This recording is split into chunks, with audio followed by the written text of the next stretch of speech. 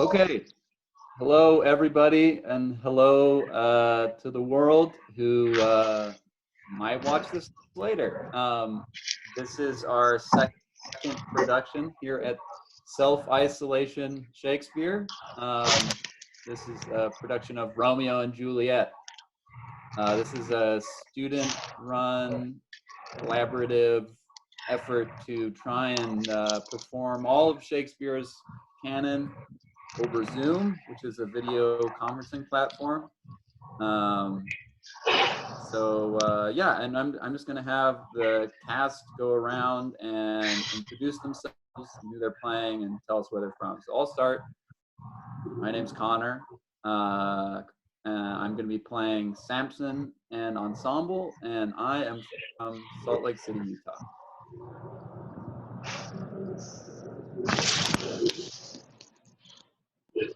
Let's go down the cast list that was sent on email. I think I was first. I'm Mary-Helen Pitman. I'm playing Romeo. I grew up in Los Angeles. I went to undergrad at the University of Utah for acting, and I live in Chicago right now. So please excuse if you hear a train passing by my house, because I live 3 houses down from the train. I think I might have been next. I am Surrey, Houlker. I am from Massachusetts. I went to school in Massachusetts. It's currently where I am, and I will be playing Juliet.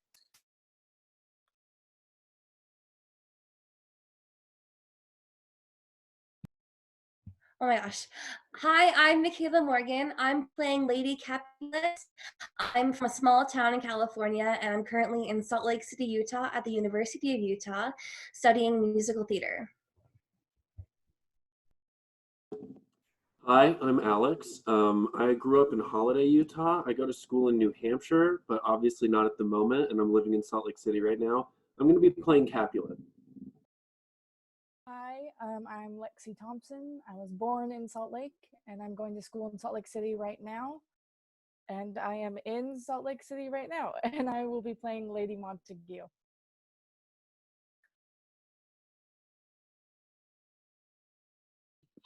Hi, I'm Dylan Burningham. I was born in Utah, I live in Utah, and I'm going to school in Utah, and I will be playing Montague.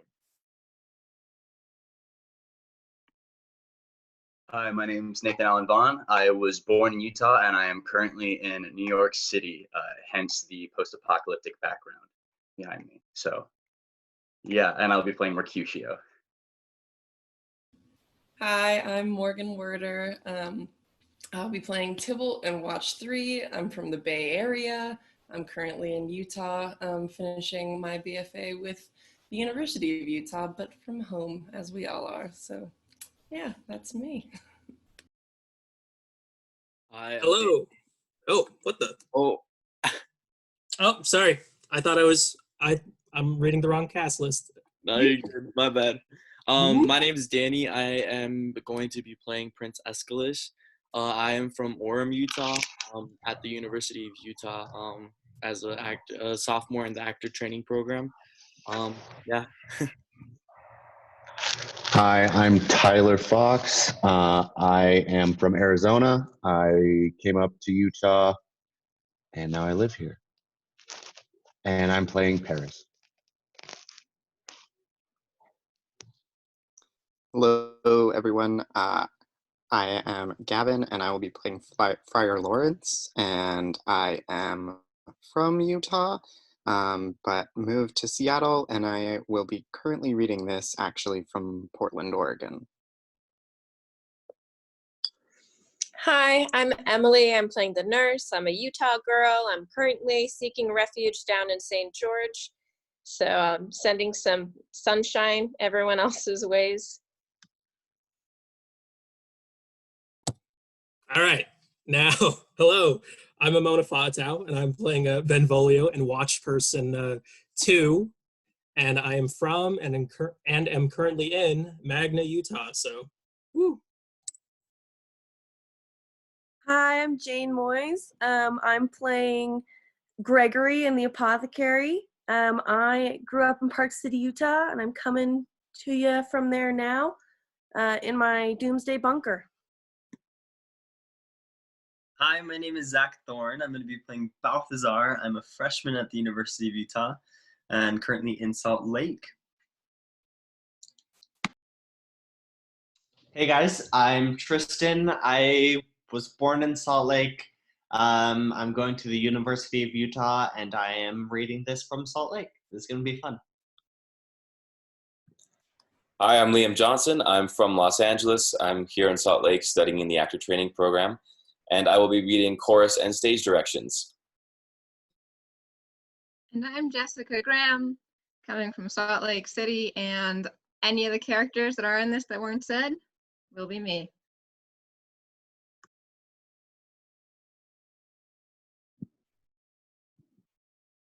Okay, without further ado, we present Romeo and Juliet.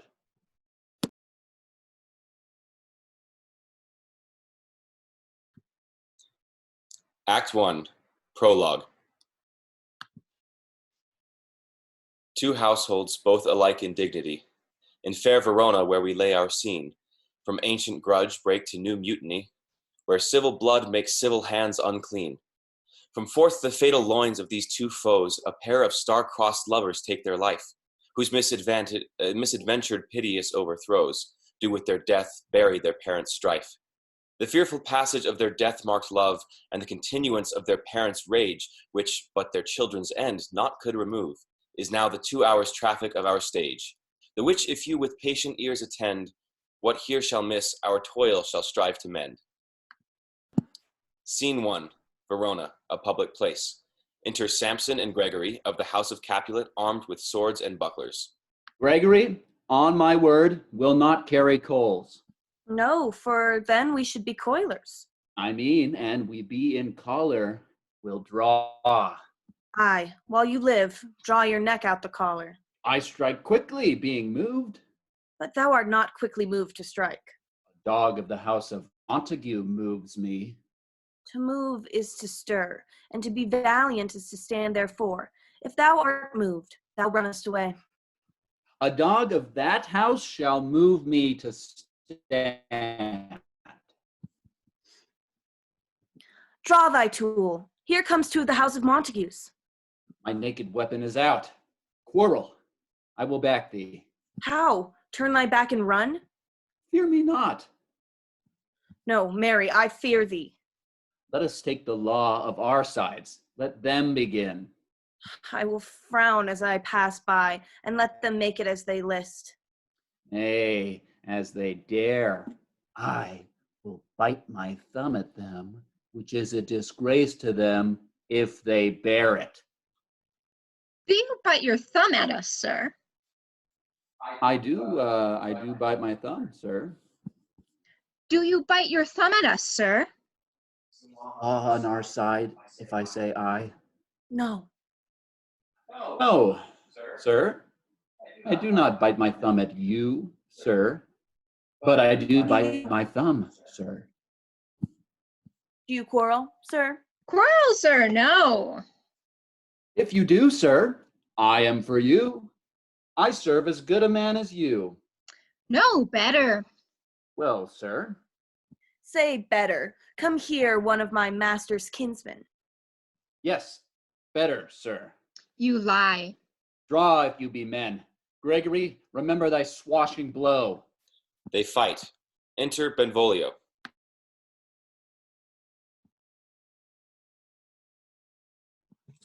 Hark, fools! Put up your swords! You know not what you do! Beats down their swords. Enter Tybalt. What? Art thou drawn among these heartless hinds? Turn thee, Benvolio, look upon thy death. I do but keep the peace. Put up thy sword, or manage it to part these men with me. What? Drawn and talk of peace? I hate the word, as I hate hell, all Montagues, and thee. Have at thee, coward. They fight. Enter several of both houses, who join the fray. Then enter citizens with clubs. Strike! Strike! Down Beat with them the down! Capulets! Down with the Montagues! Capulets! Enter Capulet in his gown and Lady Capulet. What noise is this? Give me my longsword, ho!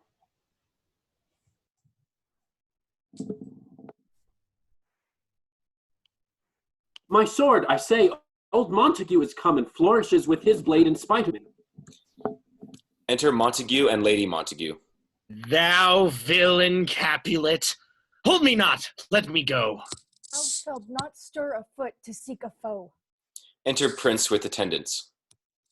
Rebellious subjects, enemies to peace, profaners of this neighbor-stained steel, will they not hear? What ho, you men, you beasts, that quench the fire of your pernicious rage with purple fountains issuing from your veins, on pain of torture, from those bloody hands, throw your mistempered weapons to the ground, and hear the sentence of your moved prince.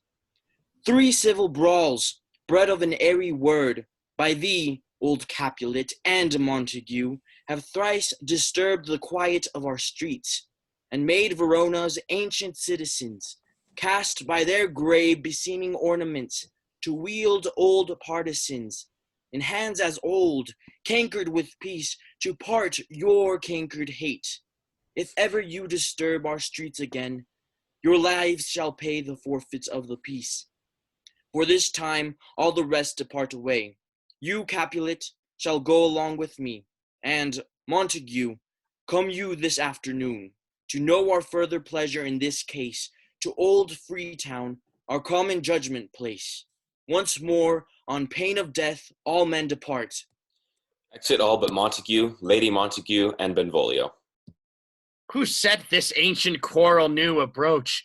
Speak, nephew, were you when by it again?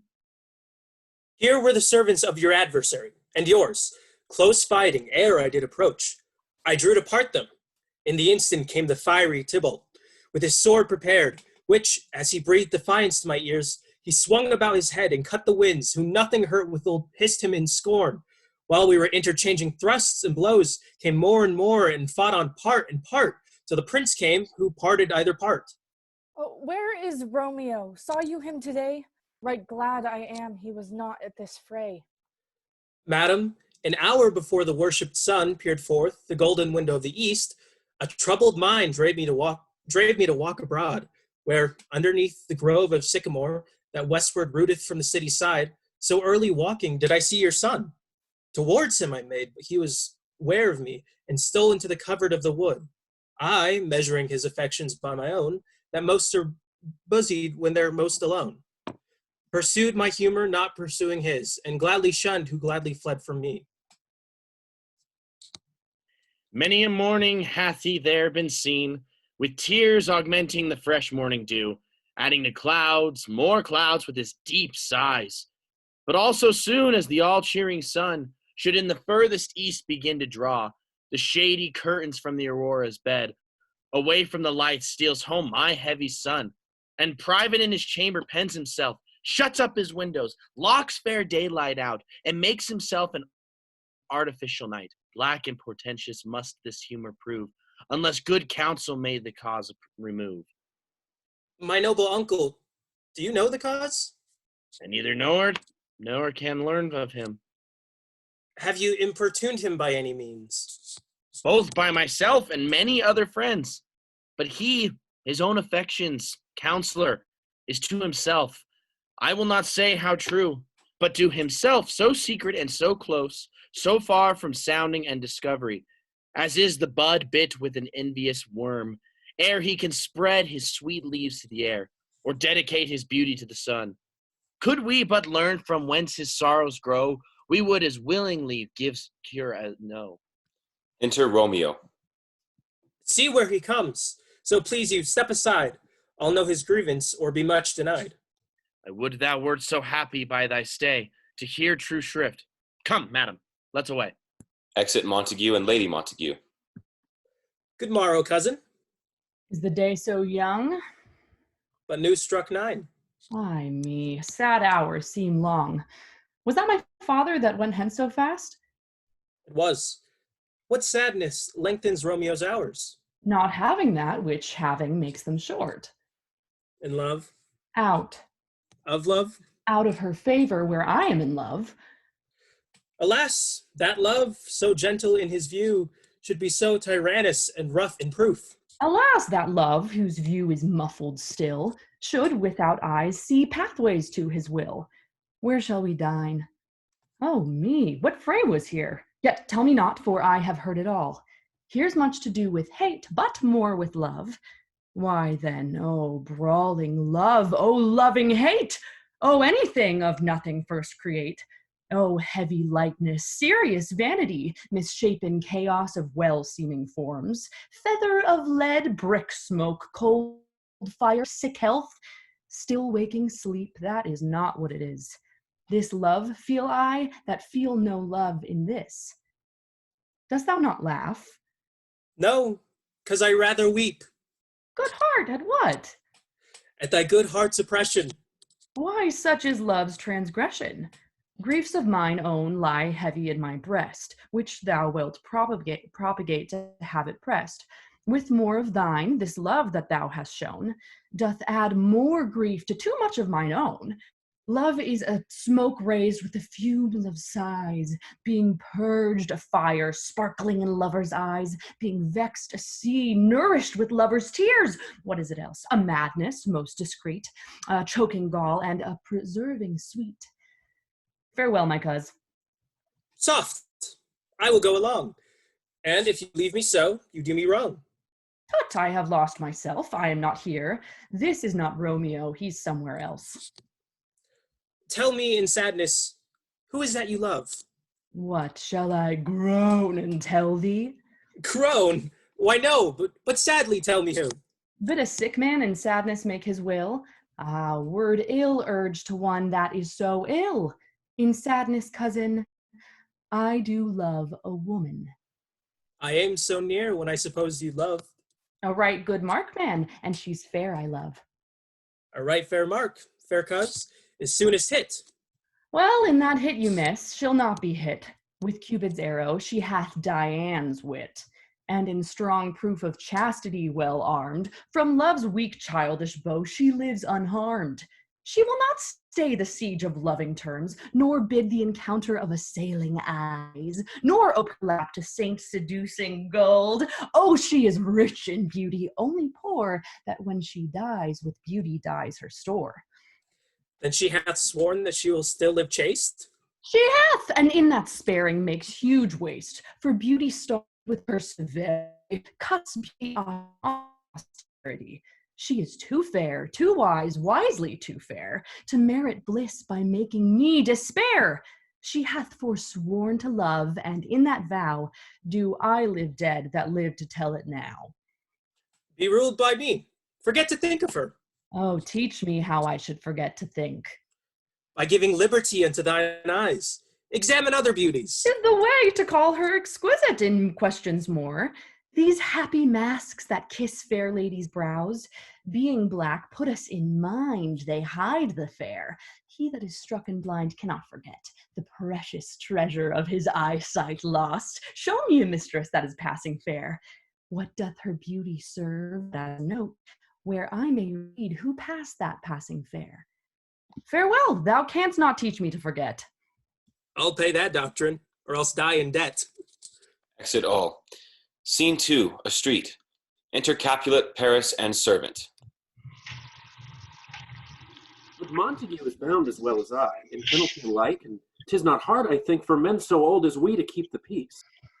Of honorable reckoning are you both, and pity 'tis you lived at odds so long. But now, my lord, what say you to my suit? But saying o'er what I have said before, my child is yet a stranger in the world. She hath not seen the change of 14 years. Let 2 more summers wither in their pride, ere we might think her ripe to be a bride. Younger than she, our happy mother's maid. And too soon married are those so early made. The earth has swallowed all my hopes, but she is the hopeful lady of my earth. But woo her, gentle Paris, get her heart. My will to her consent is but a part, and she agree with her scope of choice. Lies my consent and fair according voice. This night I hold an old accustomed feast, whereto I have invited many a guest, such as I love, and you among the store, one more most welcome, makes my number more. At my poor house look to behold this night, earth-treading stars that make the dark heaven light such comfort as do lusty young men feel, when well-apparelled April on the heel of limping winter treads. Even such delight among fresh female buds shall you see this night. Inherit at my house, here all see, and like her, marry most shall be, which on more view of many mind being one may stand in number, though reckoning not. Come, go with me. Go, sirrah, trudge about through fair Verona. Find those persons out whose names are written here, and to them say, my house and welcome on their pleasure. Exit Capulet in Paris. Find them out whose names are written here. It is written that the shoemaker should meddle with his yard, and the tailor with his last, the fisher with his pencil, and the painter with his nets. But I am sent to find those persons whose names are here writ, and can never find what names the writing person hath here writ. I must to the learned, in good time. Enter Benvolio and Romeo. Tut, man. One fire burns out, another's burning. One pain is lessened by another's anguish. Turn giddy and be helped by backward turning. One desperate grief cures with another's languish. Take thou some new infection to thy eye, and the rank poison of the old will die. Your plaintain leaf is excellent for that. For what, I pray thee? For your broken skin.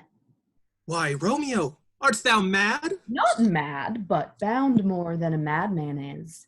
Shut up in prison, kept without food, whipped and tormented, and goddamn good fellow. God good. I pray, sir, can you read?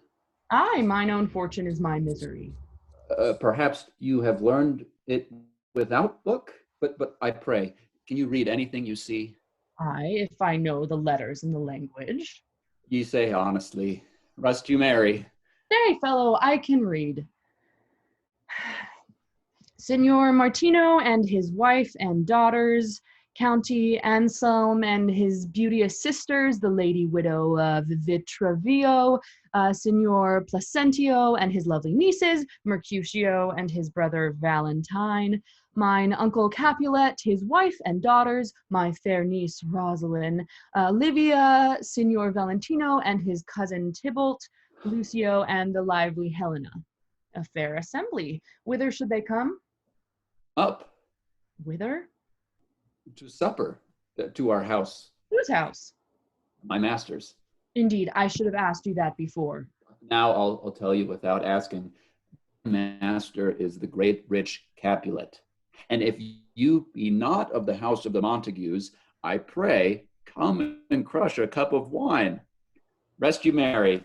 Exit servant. This same ancient feast of Capulets sups the fair Rosaline, with whom thou so lovest, with all the admired beauties of Verona.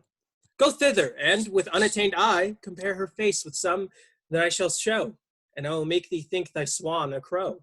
When the devout religion of mine eye maintains such falsehood, then turn tears to fires.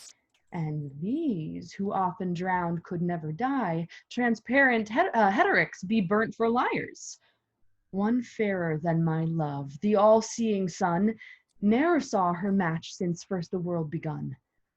Tut, you saw her fair, none else being by, herself poised with herself in either eye.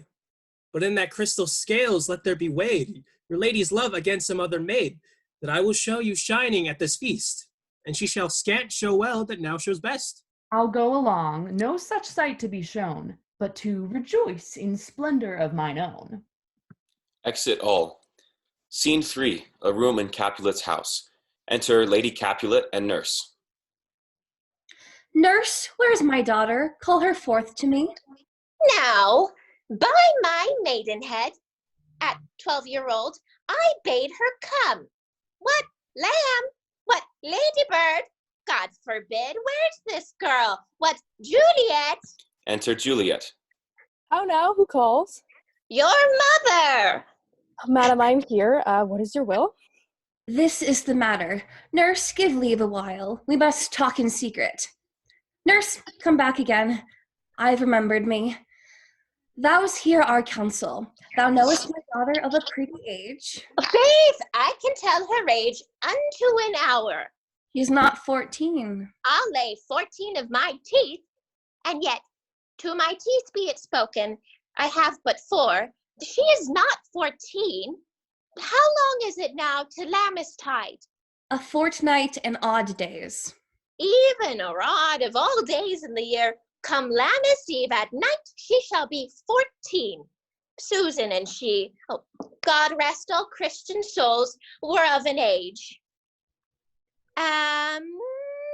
Of an age, she was too good for me. But as I said, on Lammas Eve at night, she shall be 14.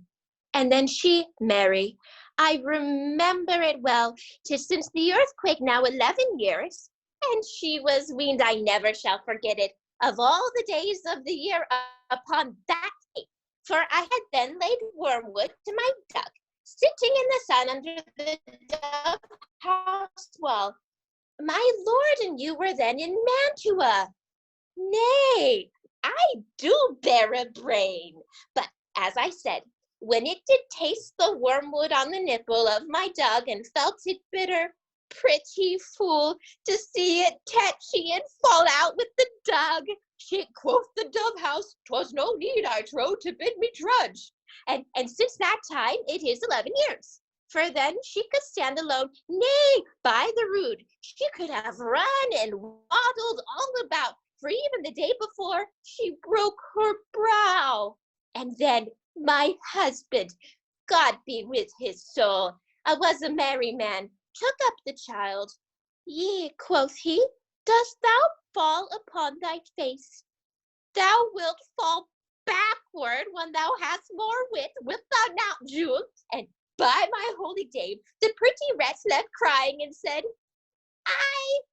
to see now how a jest shall come about, I warrant, and I should live 1,000 years, I never should forget it. Wilt thou not truly, quoth he, and pretty fool, it stinted and said, Enough of this, I pray thee hold thy peace. Yes, madam.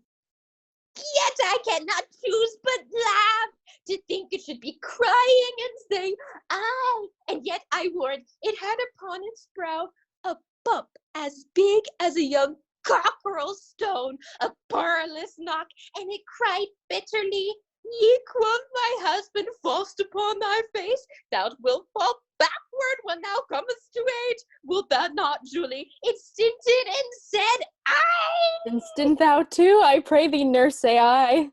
Peace I have done. God mark thee to his grace. Thou wast the prettiest babe that e'er I nursed. And I might live to see thee married once. I have my wish.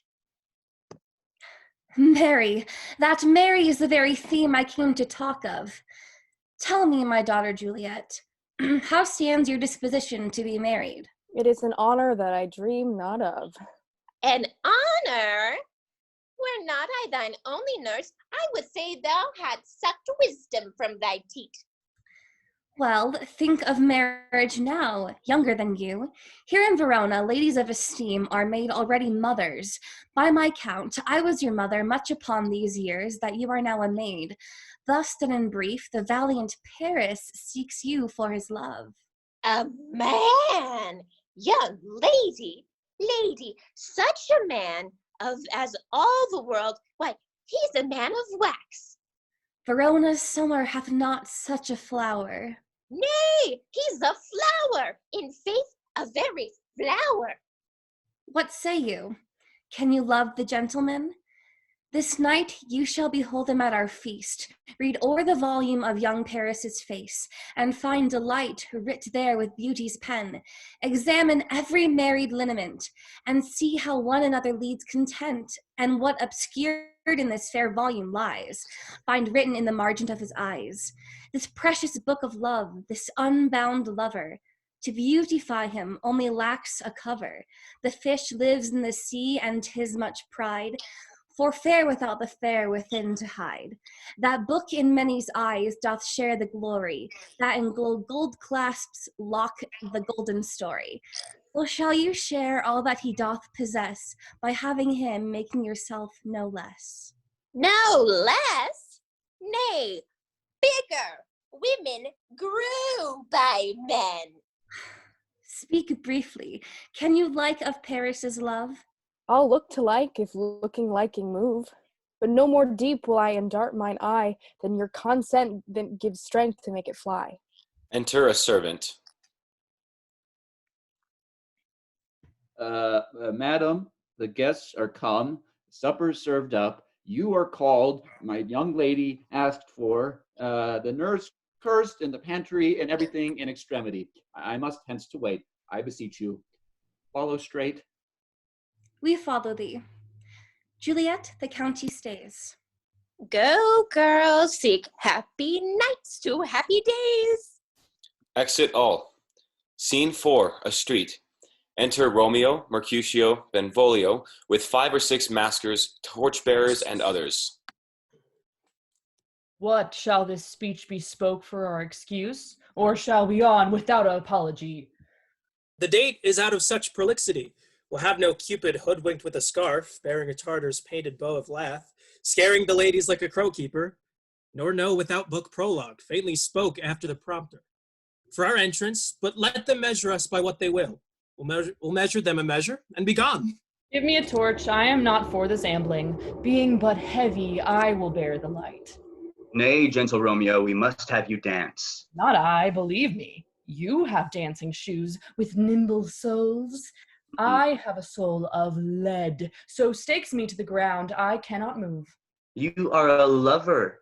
Borrow Cupid's wings and soar with them above a common bound. I am too sore and pierced with his shaft to soar with his light feathers and so bound.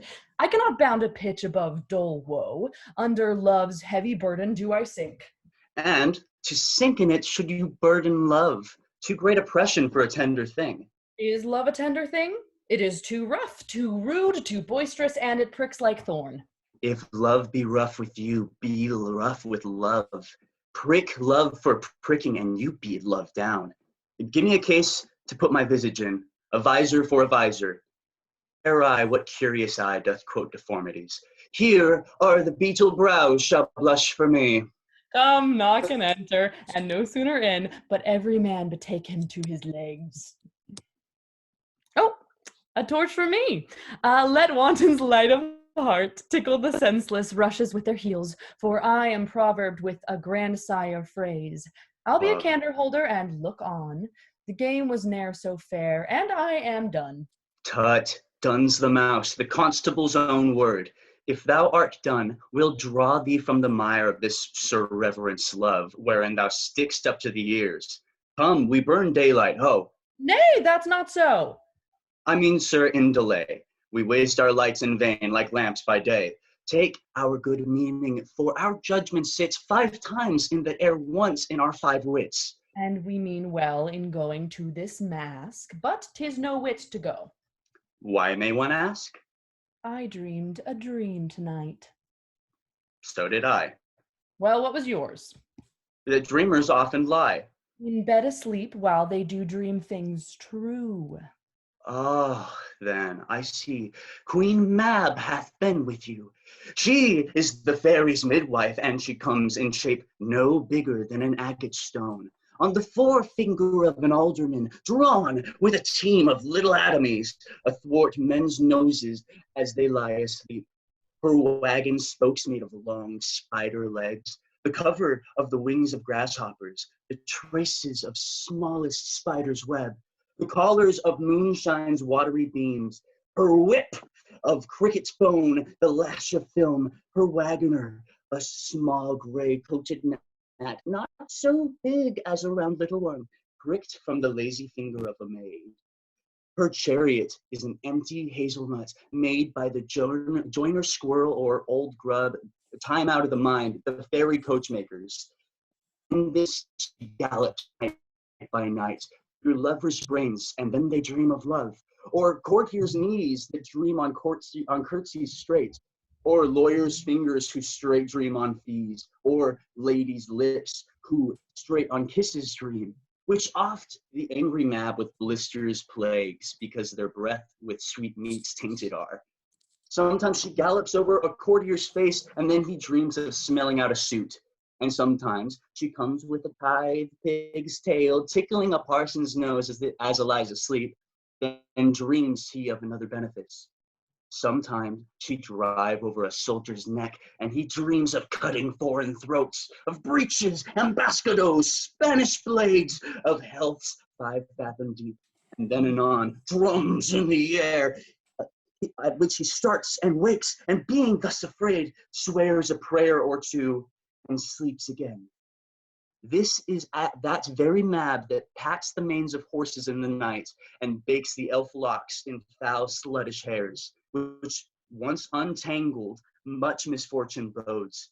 This is the hag, when maids lie on their back, that presses them and learns them to bear, making them women of good carriage. This is she. Peace, Mercutio, peace, thou talk'st of nothing. True. I talk of dreams, which are the children of an idle brain, begot of nothing but vain fantasy, which is as thin of substance as the air and more inconstant than the wind, who woos even now the frozen bosom of the north, and being angered puffs away from hence, turning face to dew-dropping south. This wind you talk of blows us from ourselves. Supper is done, and we shall come to late. I fear too early, for my mind misgives some consequence yet hanging in the stars shall bitterly begin his fearful date with this night's revels, and expire the term of a despised life closed in my breast by some vile forfeit of untimely death. But he that hath the steerage of my course direct my sail. On, lusty gentlemen. Strike, drum. Exit all. Scene 5, a hall in Capulet's house. Musicians waiting. Enter serving men with napkins. Where's Potpan? That he helps not to take away, he shift a trencher, he scrape a trencher. When good manners shall lie all in one or two men's hands, and they unwashed too, 'tis a foul thing. Away with the joint stools. Remove the court cupboard, look to the plates. Good thou, save me a piece of marchpan, and as thou lovest me, the porter led in Susan, Grindstone, and Nell. Antony and Potpan. Aye, boy, ready. You're looked for and called for, asked for and sought for in the great chamber. We cannot be here and there too. Cheerly, boys, be brisk a while, and the longer liver take all. Enter Capulet with Juliet and others of his house, meeting the guests and maskers. Welcome, gentlemen. Ladies that have their toes unplagued with corns will have a bout with you. Oh, my mistresses, which of you all will deny the dance? She that makes dainty, she, I'll swear, hath corns. Am I come near ye now? Welcome, gentlemen. I have seen the day that I have worn a visor and could tell a whispering tale in a fair lady's ear, such as would please. 'Tis gone, 'tis gone, 'tis gone. You are welcome, gentlemen. Come, musicians, play. A hall, give room, and foot it, girls. More light, you knaves, and turn the tables up, and quench the fire, the room is grown too hot. And sir, this unlooked for some sport comes well. Nay, sit, good cousin Capulet, for you and I are past our dancing days. How long is it now since last you, yourself and I were in a match? Fair lady, 30 years. What, man, 'tis not so much, 'tis since the nuptials of Lucentio. Come Pentecost as quickly as it will, some 25 years, and then we mask. 'Tis more, his son is elder, sir, his son is 30. Oh, will you tell me that? His son was but a ward 2 years ago. What lady is that which doth enrich the hand of yonder knight? I know not, sir. Oh, she doth teach the torches to burn bright. It seems she hangs upon the cheek of night, like a rich jewel in Ethiop's ear. Beauty too rich for use, for earth too dear. So shows a snowy dove trooping with crows, as yonder lady o'er her fellow shows. The measure done, I'll watch her place of stand, and touching hers, make blessed with my rude hand. Did my heart love till now? Forswear its sight, for I ne'er saw true beauty till this night. This, by his voice, should be a Montague. Fetch me my rapier, boy. What dares the slave come hither covered with an antic face to fleer and scorn at our solemnity? Now, by the stock and honor of my kin, to strike him dead, I hold it not a sin. Why, how now, kinsman? Wherefore storm you so? Uncle, this is a Montague, our foe, a villain that is hither come in spite, to scorn at our solemnity this night. Young Romeo, is it? 'Tis he, that villain Romeo. Content thee, gentle coz, let him alone. He bears him like a portly gentleman. And to say the truth, Verona brags of him to be virtuous and well-governed youth. I would not for the wealth of all the town here in my house do him disparagement. Therefore be patient, take no note of him. It is my will, the which if thou respect, show a fair presence and put off these frowns, an ill-beseeming semblance for a... It fits when such a villain is a guest. I'll not endure him. Well, he shall be endured. What good man, boy? I say he shall. Go to.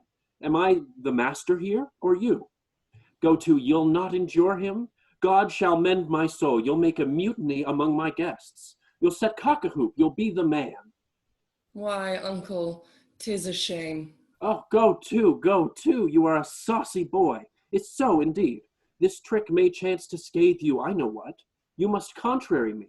Marry, 'tis time. Well said, my hearts. You are a princox. Go. Be quiet, or more light, more light. For shame. I'll make you quiet. What cheerly my heart. Patience perforce with wilful choler meant, makes my flesh tremble in their different greeting. I will withdraw, but this intrusion shall, now seeming, sweet convert to bitter gall. Exit Tybalt. If I profane with my unworthiest hand this holy shrine, the gentle finds this. My lips, two blushing pilgrims, ready stand, to smooth that rough touch with a tender kiss. Good pilgrim, you do wrong your hands too much, whose mannerly devotion shows in this. For saints have hands that pilgrims' hands do touch, and palm to palm is holy palmer's kiss. Have not saints lips and holy palmers too? Aye, pilgrim, lips that they must use in prayer. Oh, then, dear saint, let lips do what hands do. They pray, grant thou, lest faith turn to despair. Saints do not move through prayer's sake. Then move not, while my prayer's effect I take. Thus from my lips, by yours, my sin is purged. Then have my lips the sin that they have took back. Sin from thy lips? Oh, trespass sweetly urged. Give me my sin again. You kiss by the book. Madam, your mother craves a word with you. What is her mother? Mary, bachelor. Her mother is the lady of the house, and a good lady, and a wise and virtuous. I nursed her daughter, and you talked withal. I tell you, he that can lay hold of her shall have the chinks. Is she a Capulet? Oh, dear account, my life's is in foe's debt. Away, begone. Sport is at the best. Aye, so I fear the more is my unrest. Nay, nay, gentlemen, prepare not to be gone. We have a trifling foolish banquet towards, is it e'en so? Why then, I thank you all, I thank you, honest gentlemen. Good night. More torches here, come on then. Let's to bed. Ah, Sierra, be by my fay, it waxes late. All to my rest. Exit all but Juliet and nurse. Come hither, nurse. What is yon gentleman? The son and heir of old Tiberio. Was he that now is going out of the door? Marry that, I think, be young Petruchio. What's he that follows there that would not dance? Oh, I know not. Go ask his name if he be married. My grave is like to be my wedding bed. His name is Romeo, and a Montague, the son of your great enemy. My only love sprung from my only hate. Too early seen, unknown, and now too late. Prodigious birth of love it is to me that I must love a loathed enemy. What's this? What's this? A rhyme I learned even now. of one I danced with all. Anon, anon, come, let's away. The strangers all are gone. Exit all. Act 2, Prologue. Enter Chorus. Now old desire doth in his deathbed lie, and young affection gapes to be his heir. That fair for which love groaned for and would die, with tender Juliet matched, is now not fair. Now Romeo is beloved and loves again, alike betwixt by the charm of looks, but to his foe supposes he must complain, and she still loves sweet bait from fearful hooks. Being held a foe, he may not have access to breathe such vows as lovers used to swear. And she as much in love, her means much less to meet her new beloved anywhere. But passion lends them power, time means to meet, tempering extremities with extreme sweet. Scene 1, a lane by the wall of Capulet's orchard. Enter Romeo. Can I go forward when my heart is here? Turn back, dull earth, and find the center out. He climbs the wall and leaps down within it. Enter Benvolio and Mercutio. Romeo! My cousin Romeo! He is wise, and on my life hath stolen home to bed. He ran this way, and leaped this orchard wall. Call, good Mercutio. Nay, I'll conjure too. Romeo, humors, madman, passion, lover, appear thou in the likeness of a sigh. Speak but one rhyme, and I am satisfied. Cry but I me, pronounce but love and dove. Speak to my gossip Venus one fair word, one nickname for her purblind son and heir. Young Adam Cupid, he that shot so trim when King Cophetua loved the beggar maid. He heareth not, he stirreth not, he moveth not. The ape is dead, and I must conjure him. I conjure thee by Rosaline's bright eyes, by her high forehead and her scarlet lip, by her fine foot, straight leg, quivering thigh, and the domains that bear a decent lie, that in thy likeness thou appear to us. And if he hear thee, thou wilt anger him. This cannot anger him. 'Twould anger him to raise the spirit in his mistress's circle of some men conjured it down, some spite. My invocation is fair and honest, and in his mistress's name I conjure only but to raise him. Come, he hath hid himself among these trees, to be consorted with the humorous night. Blind is his love, and best befits the dark. If love be blind, love cannot hit the mark. Now he will sit under a medlar tree, and wish his mistress were that kind of fruit, as maids call medlars when they laugh alone. Romeo, that she were, oh, that she were an open, etc. Oh, and there thou a popper and pear. Romeo, good night. I'll to my truckle bed. This field bed is too cold for me to sleep. Come, shall we go? Go then, for 'tis in vain. To seek him here that means not to be found. Exit all. Scene 2, Capulet's orchard. Enter Romeo. He jests at scars that never felt a wound. But soft, what light through yonder window breaks? It is the east, and Juliet is the sun.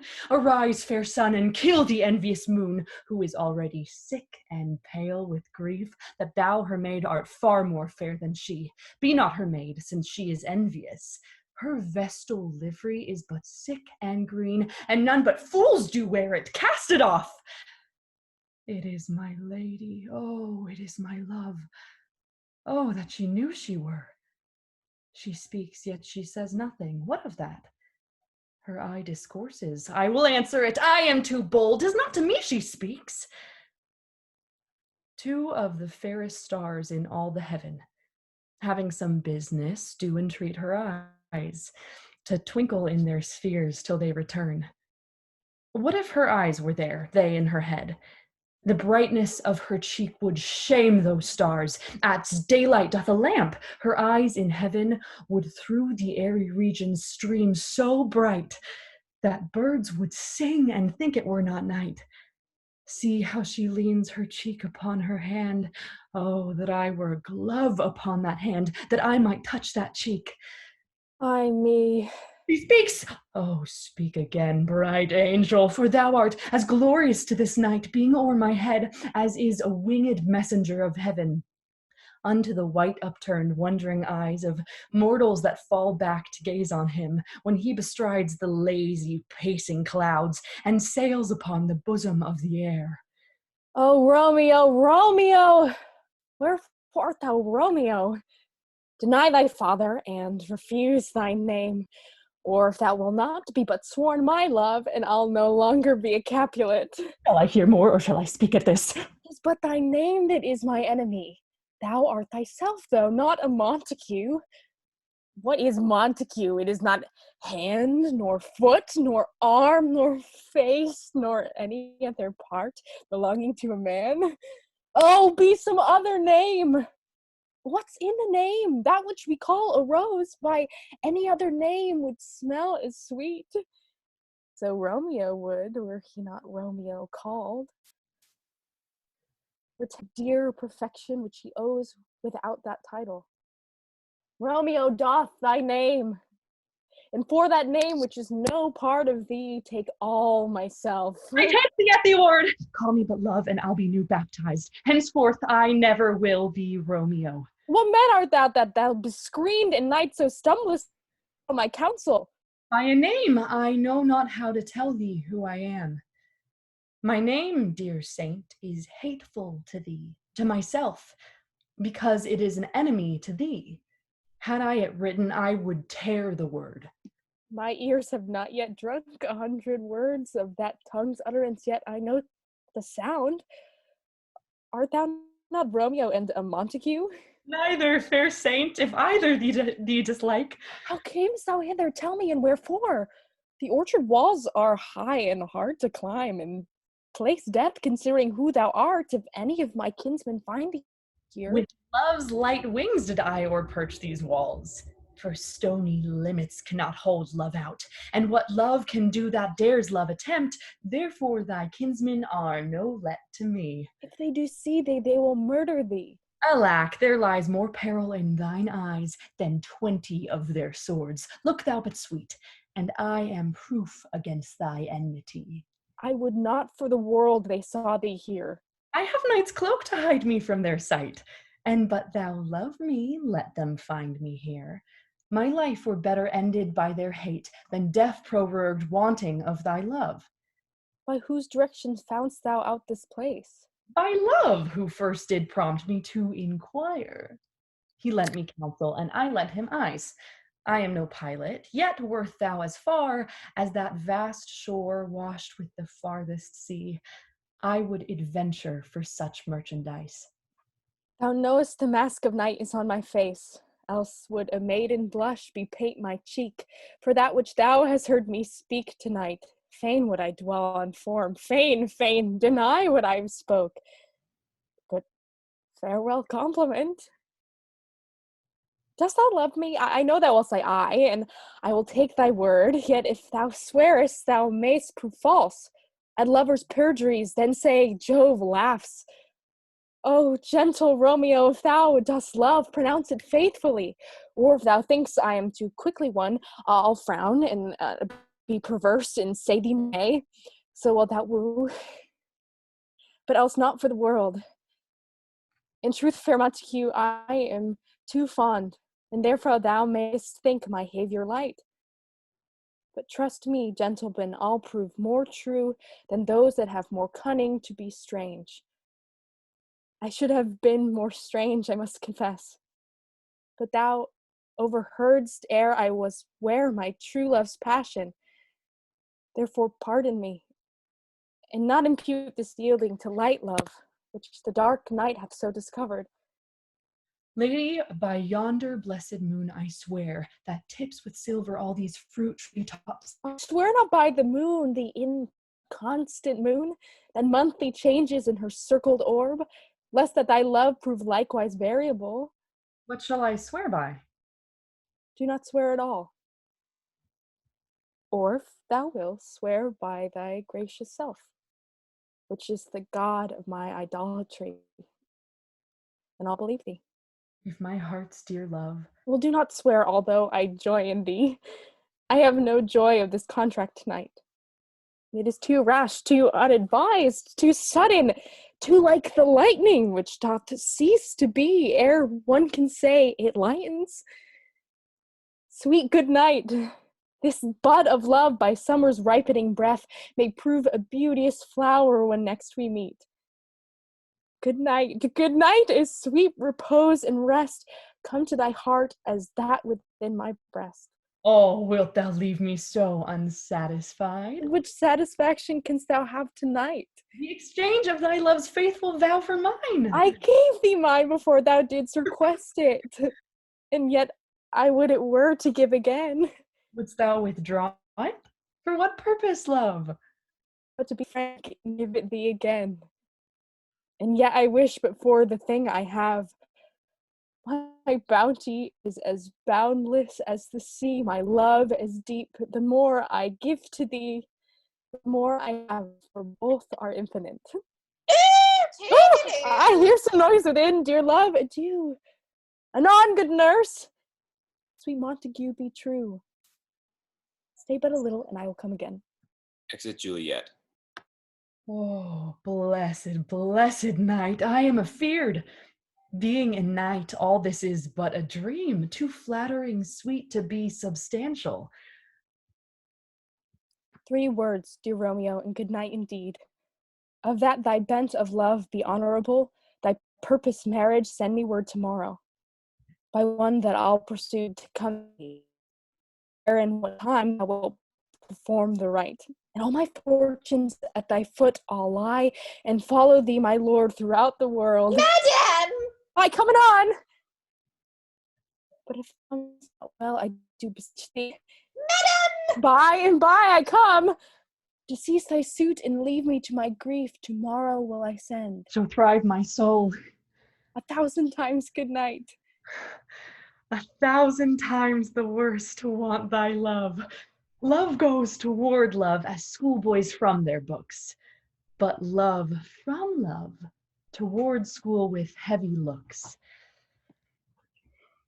Hist, Romeo, hist, oh, for a falconer's voice, to lure this tassel gentle back again.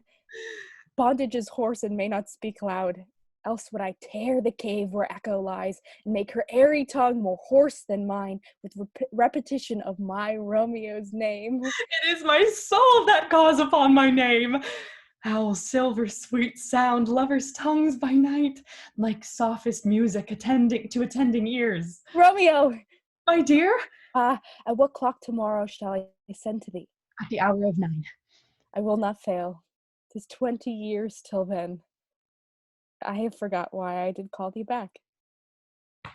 Let me stand here till thou remember it.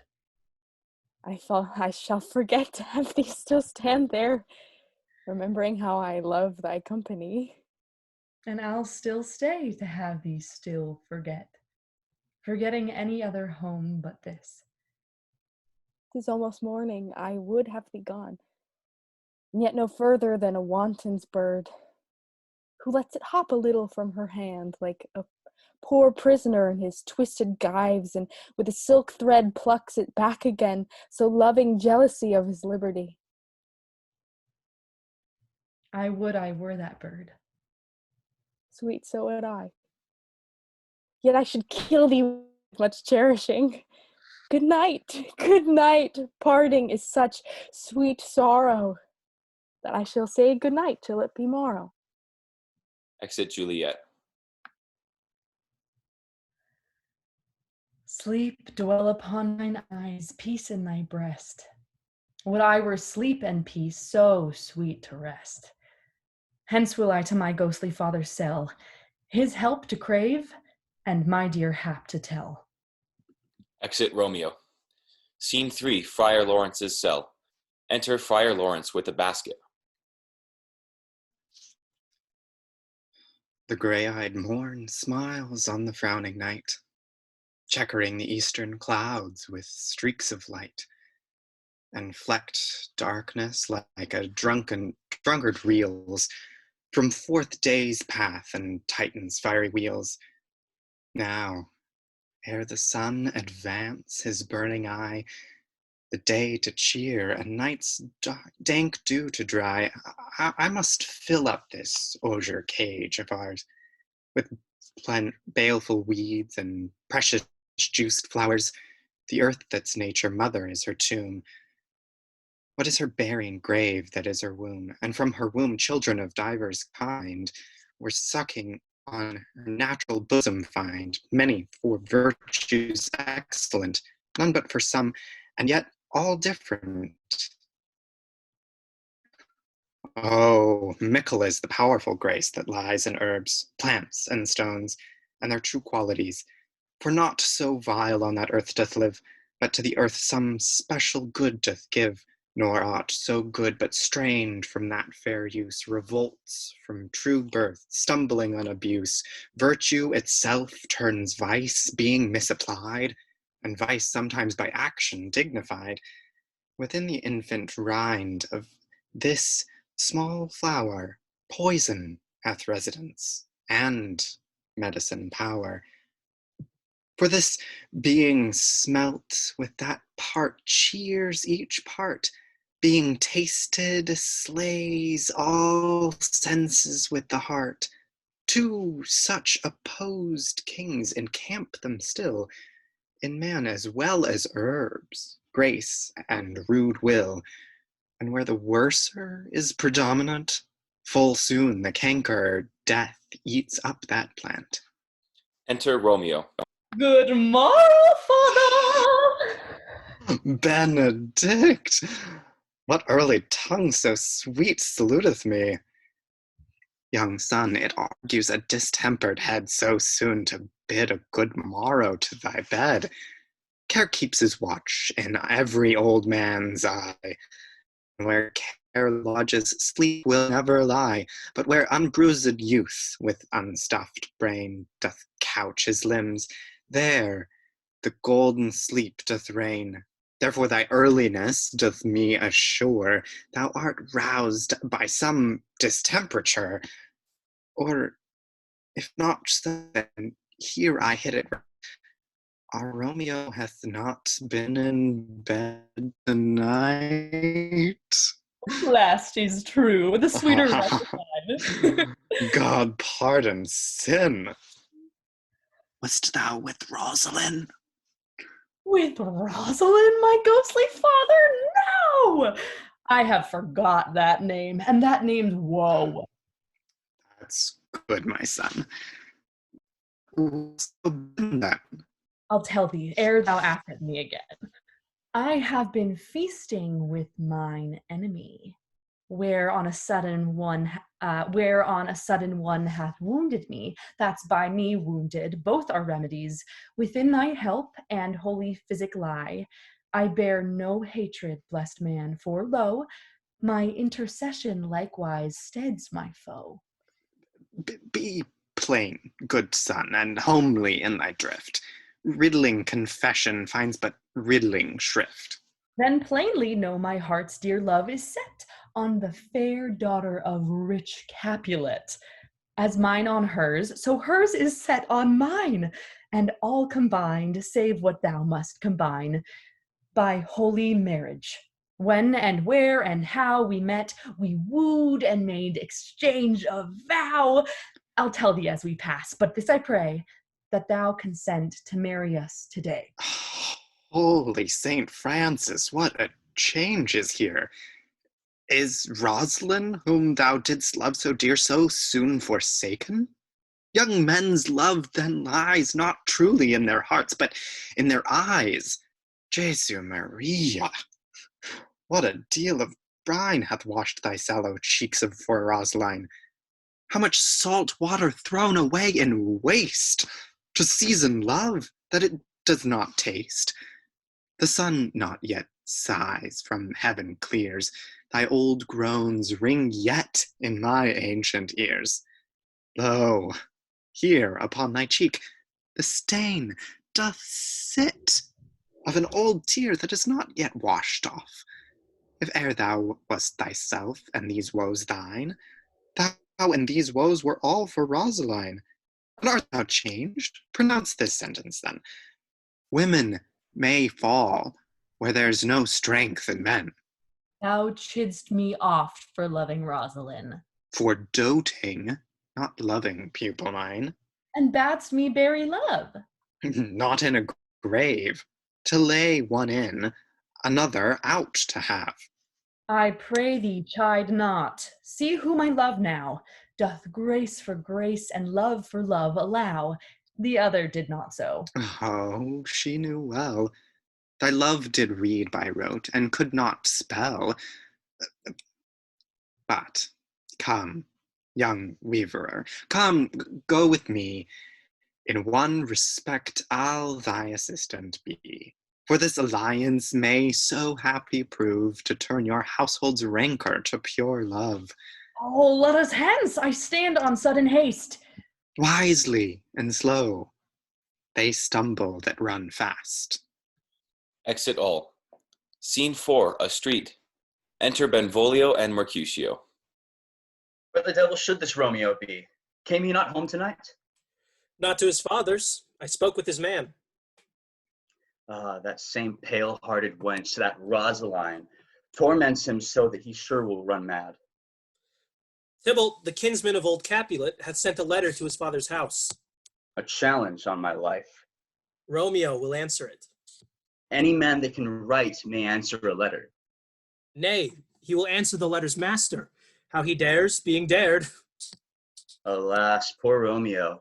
He's already dead, stabbed with the white wench's black eye, shot through the ear with a love song, the very pin of his heart cleft with the blind bow boy's butt shaft. And is he a man to encounter Tybalt? Why, what is Tybalt? More than Prince of Cats, I can tell you. He is the courageous captain of compliments. He fights as you sing a prick song. Keep him distance and proportion. Rest me his minim rest. 1, 2 in your bosom. The very butcher of a silk button. A duelist. A duelist. A gentleman of the very first house. Of the first and... the immortal passado, the punto reverso, the high. The what? The pox of such antic, lisping, affecting fantasticos. These new tuners of accents, by Jesus, a very good blade, a very tall man, a very good whore. Why, is this not a lamentable thing, grandsire, that we should be thus afflicted with these strange flies, these fashion mongers, these pardon-me-s who stand so much on the new form that they cannot at ease on the old bench? Their bones, their bones. Enter Romeo. Here comes Romeo. Here comes Romeo. Without his roe, like a dried herring. Flesh, flesh, how art thou fishified? Now, is he for the numbers that Petrarch flowed in? Laura to his lady, that it was but a kitchen wench. Mary, she had better love to brime her. Dido a dowdy, Cleopatra a gypsy, Helen and Hero, Hildings and harlots. This be a grey eye or so, but not to the purpose. Signor Romeo, bonjour. There's a French salutation to your French slop. You gave us the counterfeit fairly last night. Good morrow to you both. What counterfeit did I give you? The slip, sir, the slip. Can you not conceive? Pardon, good Mercutio, my business was great, and in such a case as mine, a man may stray courtesy. That's as much to say, such a case as yours constrains a man to bow in the hams. Meaning to courtesy. Thou hast most kindly hit it. A most courteous exposition. Nay, I am the very pink of courtesy. Pink for flower. Right. Why then is my pump well flowered? Well said. Follow me this just now till thou hast worn out thou pump, that when the single soul of it is worn, the jest may remain after the wearing soul singular. Oh, singular soul jest, solely singular for the singleness. Come between us now, good Benvolio. my wits faint. Switch and spurs, or I'll cry a match. Nay, if thy wits run the wild goose chase, I have done, for thou hast more of the wild goose in one of thy wits than, I am sure, I have in my whole 5. Was I with you there for the goose? Thou wast never with me for anything when thou wast not there for the goose. I will bite thee by the ear for that jest. Nay, good goose, bite not! Thy wit is a very bitter sweeting. It is almost sharp sauce. And is it not well served into a sweet goose? Ah, here's a wit of Chervil that stretches from an inch narrow to an ell broad. I stretch it out for the word broad, which added to the goose proves thee far and wide a broad goose. Why, is this not better now than groaning for love? Now art thou sociable, now art thou Romeo, now art thou what thou art, by nature as well as by art. For this driveling love is like a great natural that runs lolling up and down to hide his bauble in a hole. Stop there, stop there. Thou desirest me to stop in my tail against the hair? Thou wouldst else have made thy tail large. Oh, thou art deceived. I would have made it short. For I was come to the whole depth of my tale, and meant indeed to occupy the argument no longer. Here's goodly gear. Enter Nurse and Peter. A sail! Two. A shirt and a smock. Peter! Anon? My fan, Peter! Good Peter, to hide her face, for her fan's the fairer face. God ye good morrow, gentlemen. God ye good den, fair gentlewoman. Is it good den? 'Tis no less, I tell you, for the body hand of the dial is now upon the prick of noon. Oh, out upon you! What a man are One you! gentlewoman that God hath made for himself to mar. By my troth, it is well said, for himself to mar, quotha. Gentlemen, can any of you tell me where I may find the young Romeo? I can tell you, but young Romeo will be older when you have found him than he was when you sought him. I am the youngest of that name, for fault of a worse. You say well. Yea, is the worst well? Very well took, if faith. Why? If you be he, sir, I desire some confidence with you. She will indict him to some supper. A bod, so ho. What hast thou found? No hair, sir, unless a hair, sir, in a Lenten pie. That is something stale and hoar ere it be spent. An old hare whore and an old hare whore is a very good meat in Lent, but a hare that is whore is too much for a score when it whores ere it be spent. Romeo, will you come to your father's? We'll to dinner thither. I will follow you. Farewell, ancient lady, farewell, lady. Exit Mercutio and Benvolio. Farewell. I pray you, sir, what a saucy merchant was this that was so full of his ropery? A gentleman, nurse, that loves to hear himself talk, will speak more in a minute than he will stand to in a month. And speak anything against me? I'll take him down, and a word lustier than he is, and 20 such jacks, and if I cannot, I'll find those that shall. Scurvy knave, I am none of his flirt gills, I am none of his skeins mates, and thou must stand by too, and suffer every knave to use me at his pleasure.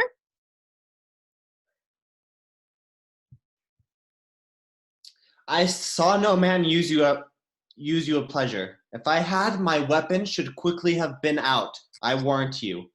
I dare draw as soon as another man, if I see occasion in a good quarrel, and the law on my side. Now, for God, I am so vexed that every part about me quivers. Scurvy knave, pray you, sir, a word. And as I told you, my young lady bade me inquire you out, and she bade me say, I will keep to myself. But first let me tell ye, if ye should leave her into a fool's paradise, as they say, it were a very gross kind of behavior, as they say, for the gentlewoman is young, and therefore, if you should deal double with her, truly it were an ill thing to be offered to any gentlewoman, and a very weak dealing. Nurse, commend me to thy lady and mistress. I protest unto thee. Good heart, and if faith, I will tell her as much. Lord, Lord, she will be a joyful woman. What wilt thou tell her, nurse? Thou dost not mark me. I will tell her, sir, that you do protest, which, as I take it, is a gentlemanlike offer. Bid her devise some means to come to shrift this afternoon, and there she shall at Friar Laurence cell be shrived and made. Here is for thy pains. No, truly, sir, not a penny. Go to, I say you shall. Oh, okay. This afternoon, sir. Well, she shall be there. And stay, good nurse, behind the abbey wall. Within this hour my man shall be with thee, and bring thee cords made like a tackled stair, which to the high top gallant of my joy must be my convoy in this secret night. Farewell. Be trusty, and I'll quit thy pains. Farewell. Commend me to thy mistress. Now God in heaven bless thee. Hark you, sir. What sayst thou, my dear nurse? Is your man secret? Did you ne'er hear say, two may keep counsel, putting one away? I warrant thee, my man's as true as steel. Well, sir, my mistress is the sweetest lady. Lord, Lord, when 'twas a little prating thing. There is a nobleman in town, one Paris, who would fain lay knife aboard, but she, good soul, had as lief see a toad, a very toad, as see him. I anger her sometimes, and I tell her that Paris is the properer man, but I'll warn you, when I say so, she looks as pale as any clout in the versal world. Doth not Rosemary and Romeo begin with a letter? Aye, nurse, what of that? Both with an R? Ah, mocker, that's the dog's name. R is for the... Now, I know it begins with some other letter, and she hath the prettiest sententious of it, of you and Rosemary, that it would do you good to hear it. Commend me to thy lady. Aye, 1,000 times. Peter! Anon. Peter, take my fan and go before and apace. Exit all. Scene 5, Capulet's orchard. Enter Juliet. The clock struck 9 when I did send the nurse. In half an hour she promised to return. Perchance she cannot meet him. That's not so. Oh, she is lame. Love's herald should be thoughts, which 10 times faster glide than the sun's beams, driving back shadows over louring hills. Therefore do nimble pinioned doves draw love, and therefore hath the wind swift Cupid's wings. Now is the sun upon the highmost hill of this day's journey, and from 9 till 12 is 3 long hours. Yet she is not come. Had she affections and warm, youthful blood, she would be as swift in motion as a ball. My woods would bandy to her my sweet love, and his to me. But old folks many fain as they were dead, unwieldy, slow, heavy, and pale as lead. Oh, God, she comes. Oh, honey, nurse, what news? Hast thou met with him? Send thy man away. Peter, stay at the gate. Now, good sweet nurse. Oh, Lord, why look'st thou sad? Though news be sad, yet tell them merrily. If good, thou shamest the music of sweet news by playing to me with such sour a face. I am a-weary. Give me a leave while. Fie, how my bones ache. What a jaunt have I had. Oh, I would thou hadst my bones and I thy news. Nay, come, I pray thee, speak. Good nurse, speak. Jesu, what haste! Can you not stay a while? Do you not see that I am out of breath? How art thou out of breath when thou hast breath to say to me that thou art out of breath? The excuse thou dost make in this delay is long than the tale thou dost excuse. Is thy news good or bad? Answer to that. Say Well, either, and I'll state the circumstance. Let me be satisfied. Is it good or bad? you have a full choice. You know not how to choose a man. Romeo, no, not he. Though his face be better than any man's, yet his legs excels all men's, and for a hand, and a foot, and a body, though they be not to be talked on, yet they are past compare. He is not the flower of courtesy, but I'll warrant him as gentle as a lamb. Go thy ways, wench, serve God. What, have you dined at home? No, but all this did I know before. What says he of our marriage? What of that? Lord, how my head aches. What a head have I, it beats as if it would fall in 20 pieces. My back. Oh, the other side. Oh, my back, my back. Beshrew your heart for sending me about to catch my death with jaunting up and down. Faith, I am sorry that thou art not well. Sweet, sweet, sweet nurse, tell me what says my love. Your love says, like an honest gentleman, and a courteous, and a kind, and a handsome, and I warrant a virtuous. Where is your mother? Where is my mother? Why, she is within. Where should she be? How oddly thou repliest. Your love says, like an honest gentleman, where is your mother? Oh, God's lady, dear, are you so hot? Marry, come up, I trow. Is this the poultice for my aching bones? Henceforward, do your messages yourself. You're such a coil. Come, what says Romeo? Have you got your leave to go to Shrift today? I have. Then hie you hence to Friar Laurence's cell. There stays a husband to make you a wife. Now comes the wanton blood up in your cheeks. They'll be in scarlet straight at any news. Hie you to church. I must another way to fetch a ladder, by which your love must climb a bird's nest soon when it is dark. I am the drudge and toil of your delight, but you shall bear the burden soon at night. Go, I'll to dinner, hie you to the cell. Hie to high fortune. Honest nurse, farewell. Exit all. Scene 6, Friar Laurence's cell. Enter Friar Laurence and Romeo. So smile the heavens upon this holy act, that after hours with sorrow chide us not. Amen, amen. But come what sorrow can, it cannot countervail the exchange of joy that one short minute gives me in her sight. Do thou but close our hands with holy words, then love devouring death do what he dare. It is enough I may but call her mine. These violent delights have violent ends, and in their triumph die, like fire and powder, which as they kiss consume. The sweetest honey is loathsome in his own deliciousness, and then the taste confounds the appetite. Therefore, love moderately. Long love doth so.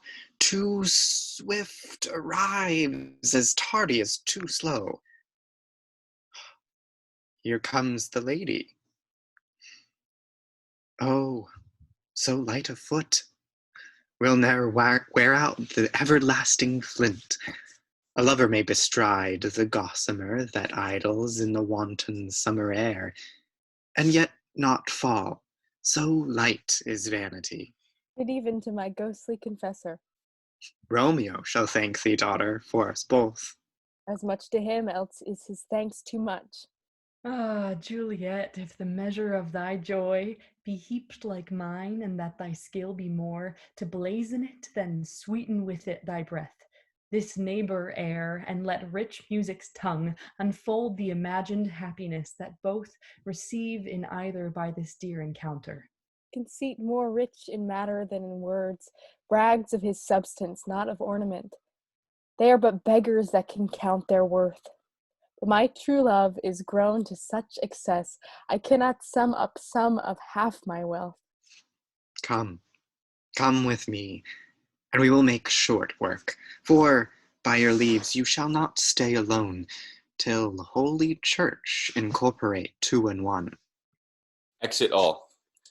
Act 3, Scene 1, a public place. Enter Mercutio, Benvolio, page, and servants. I pray thee, good Mercutio, let's retire. The day is hot, the Capulets abroad, and if we meet, we shall not escape a brawl. For now, these hot days is the mad blood stirring. Thou art like one of those fellows that, when he enters the confines of it, claps sword upon the table and says, God send me no need of thee, and by the operation of the second cup draws it on the drawer, when indeed there is no need.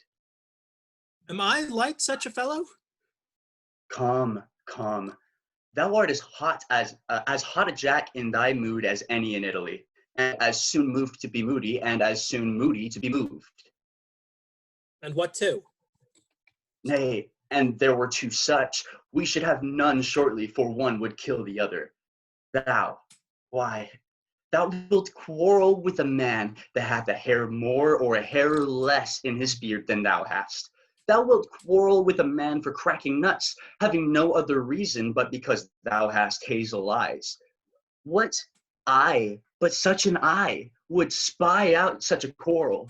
Thy head is as full of quarrels as an egg is full of meat, and yet thy head has been beaten as addle as an egg for quarreling. Thou hast quarreled with a man for coughing in the street because he hath wakened thy dog that hath lain asleep in the sun. Didst thou now fall out with a tailor for wearing his new doublet before Easter?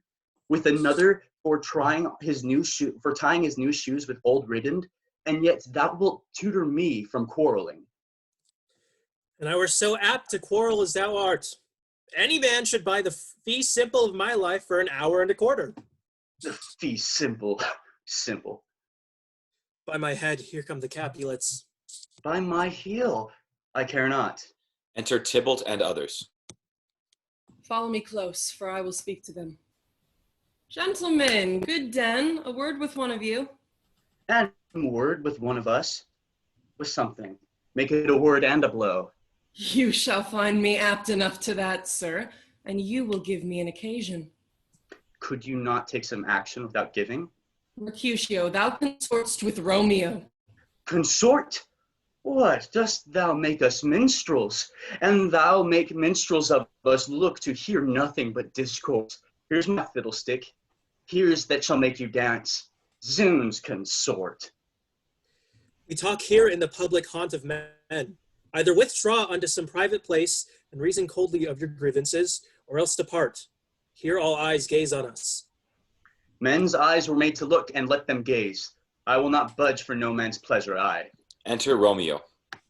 Well, peace be with you, sir. Here comes my man. But I'll be hanged, sir, if he wears your livery. Mary, go before to field. He'll be your follower. Your worship in that sense may call him man. Romeo, the hate I bear thee can afford no better term than this. Thou art a villain. Tybalt, the reason that I have to love thee doth much excuse thee of appertaining rage to such a greeting. Villain am I none, therefore farewell, I see thou know'st me not. Boy, this shall not excuse the injuries that thou hast done me, therefore turn and draw. I do protest I never injured thee, but love thee better than thou canst devise, till thou shalt note the reason of my love, and so, good Capulet, which name I tender as dearly as my own, be satisfied. Oh, calm, dishonorable, vile submission. Aristicata carries it away. Tybalt, you rat catcher, will you walk? What wouldst thou have with me?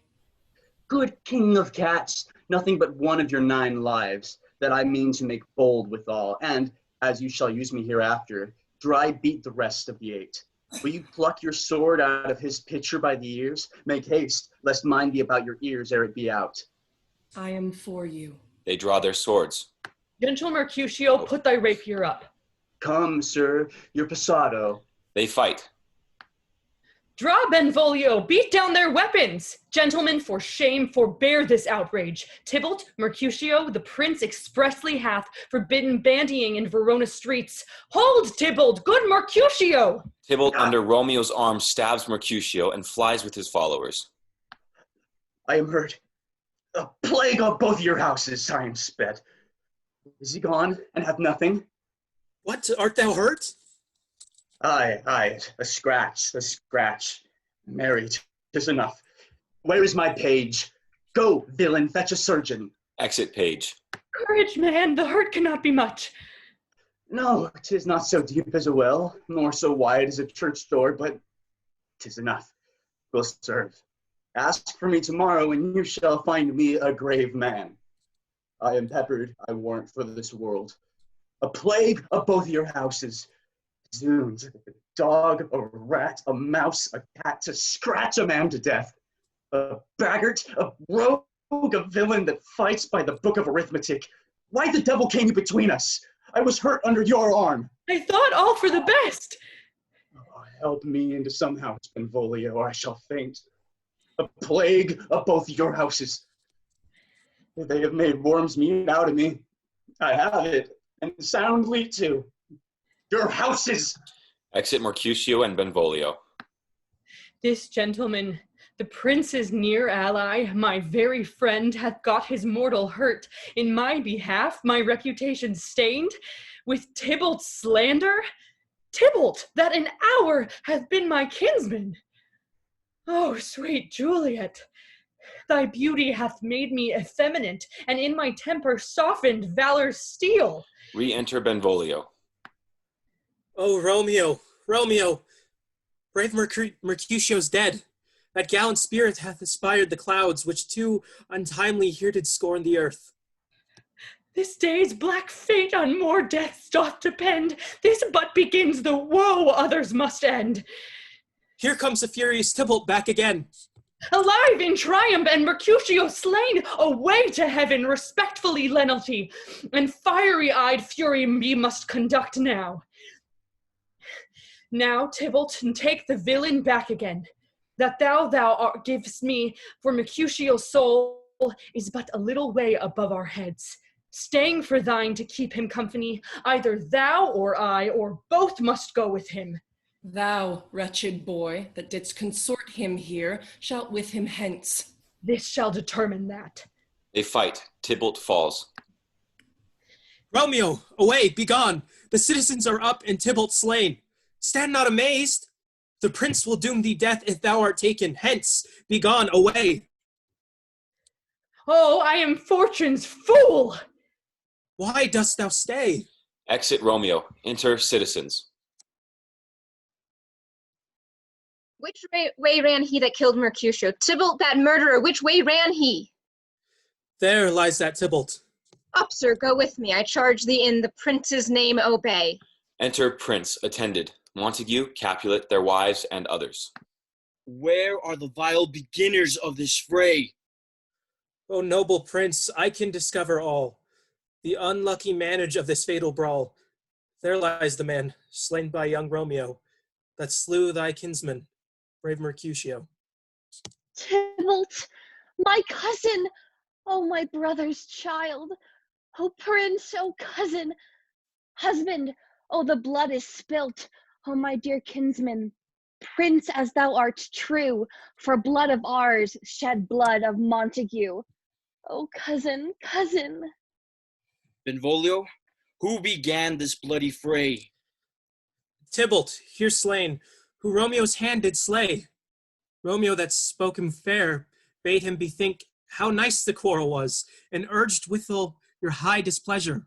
All this uttered with gentle breath, calm look, knees humbly bowed, could not take truce with the unruly spleen of Tybalt deaf to peace, but that he tilts with piercing steel at bold Mercutio's breast, who all is hot turns deadly point to point, and with a martial scorn, with one hand beats cold death aside, and with the other sends it back to Tybalt, whose dexterity retorts it. Romeo, he cries aloud, hold friends, friends part, and swifter than his tongue. His agile arm beats down their fatal points, and twixt them rushes, underneath whose arm an envious thrust from Tybalt hit the life of stout Mercutio, and then Tybalt fled. But by and by comes back to Romeo, who had but newly entertained revenge, and to it they go like lightning, for ere I could draw to part them, was stout Tybalt slain. And as he fell, did Romeo turn and fly. This is the truth, or let Benvolio die. He is a kinsman to the Montague. Affection makes him false. He speaks not true. Some 20 of them fought in this black strife, and all those 20 could kill but one life. I beg for justice, which thou, prince, must give. Romeo slew Tybalt. Romeo must not live. Romeo slew him, he slew Mercutio. Who now the price of his dear blood doth owe? Not Romeo, prince. He was Mercutio's friend. His fault concludes but what the law should end, the life of Tybalt. And for that offense, immediately we do exile him hence. I have an interest in your hates proceeding. My blood for your rude brawls doth lie a-bleeding, but I'll immerse you with so strong a fine, that you shall all repent the loss of mine. I will be deaf to pleading and excuses, nor tears nor prayers shall purchase out abuses. Therefore use none. Let Romeo hence in haste, else when he's found, that hour is his last. Bear hence this body and attend our will. Mercy but murders, pardoning those that kill. Exit all. Scene 2, Capulet's orchard. Enter Juliet. Gallop apace, you fiery-footed steeds, toward Phoebus' lodging. Such a wagoner as Phaethon would whip you to the west and bring in cloudy night immediately. Spread thy closed curtain, love, performing night, that runaway's eyes may wink and Romeo leap to these arms untalked of and unseen.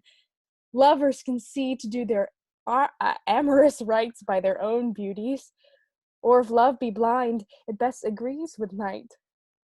Come, civil knight, thou sober-suited matron, all in black, and learn me how to lose a winning match, played for a pair of stainless maidenhoods.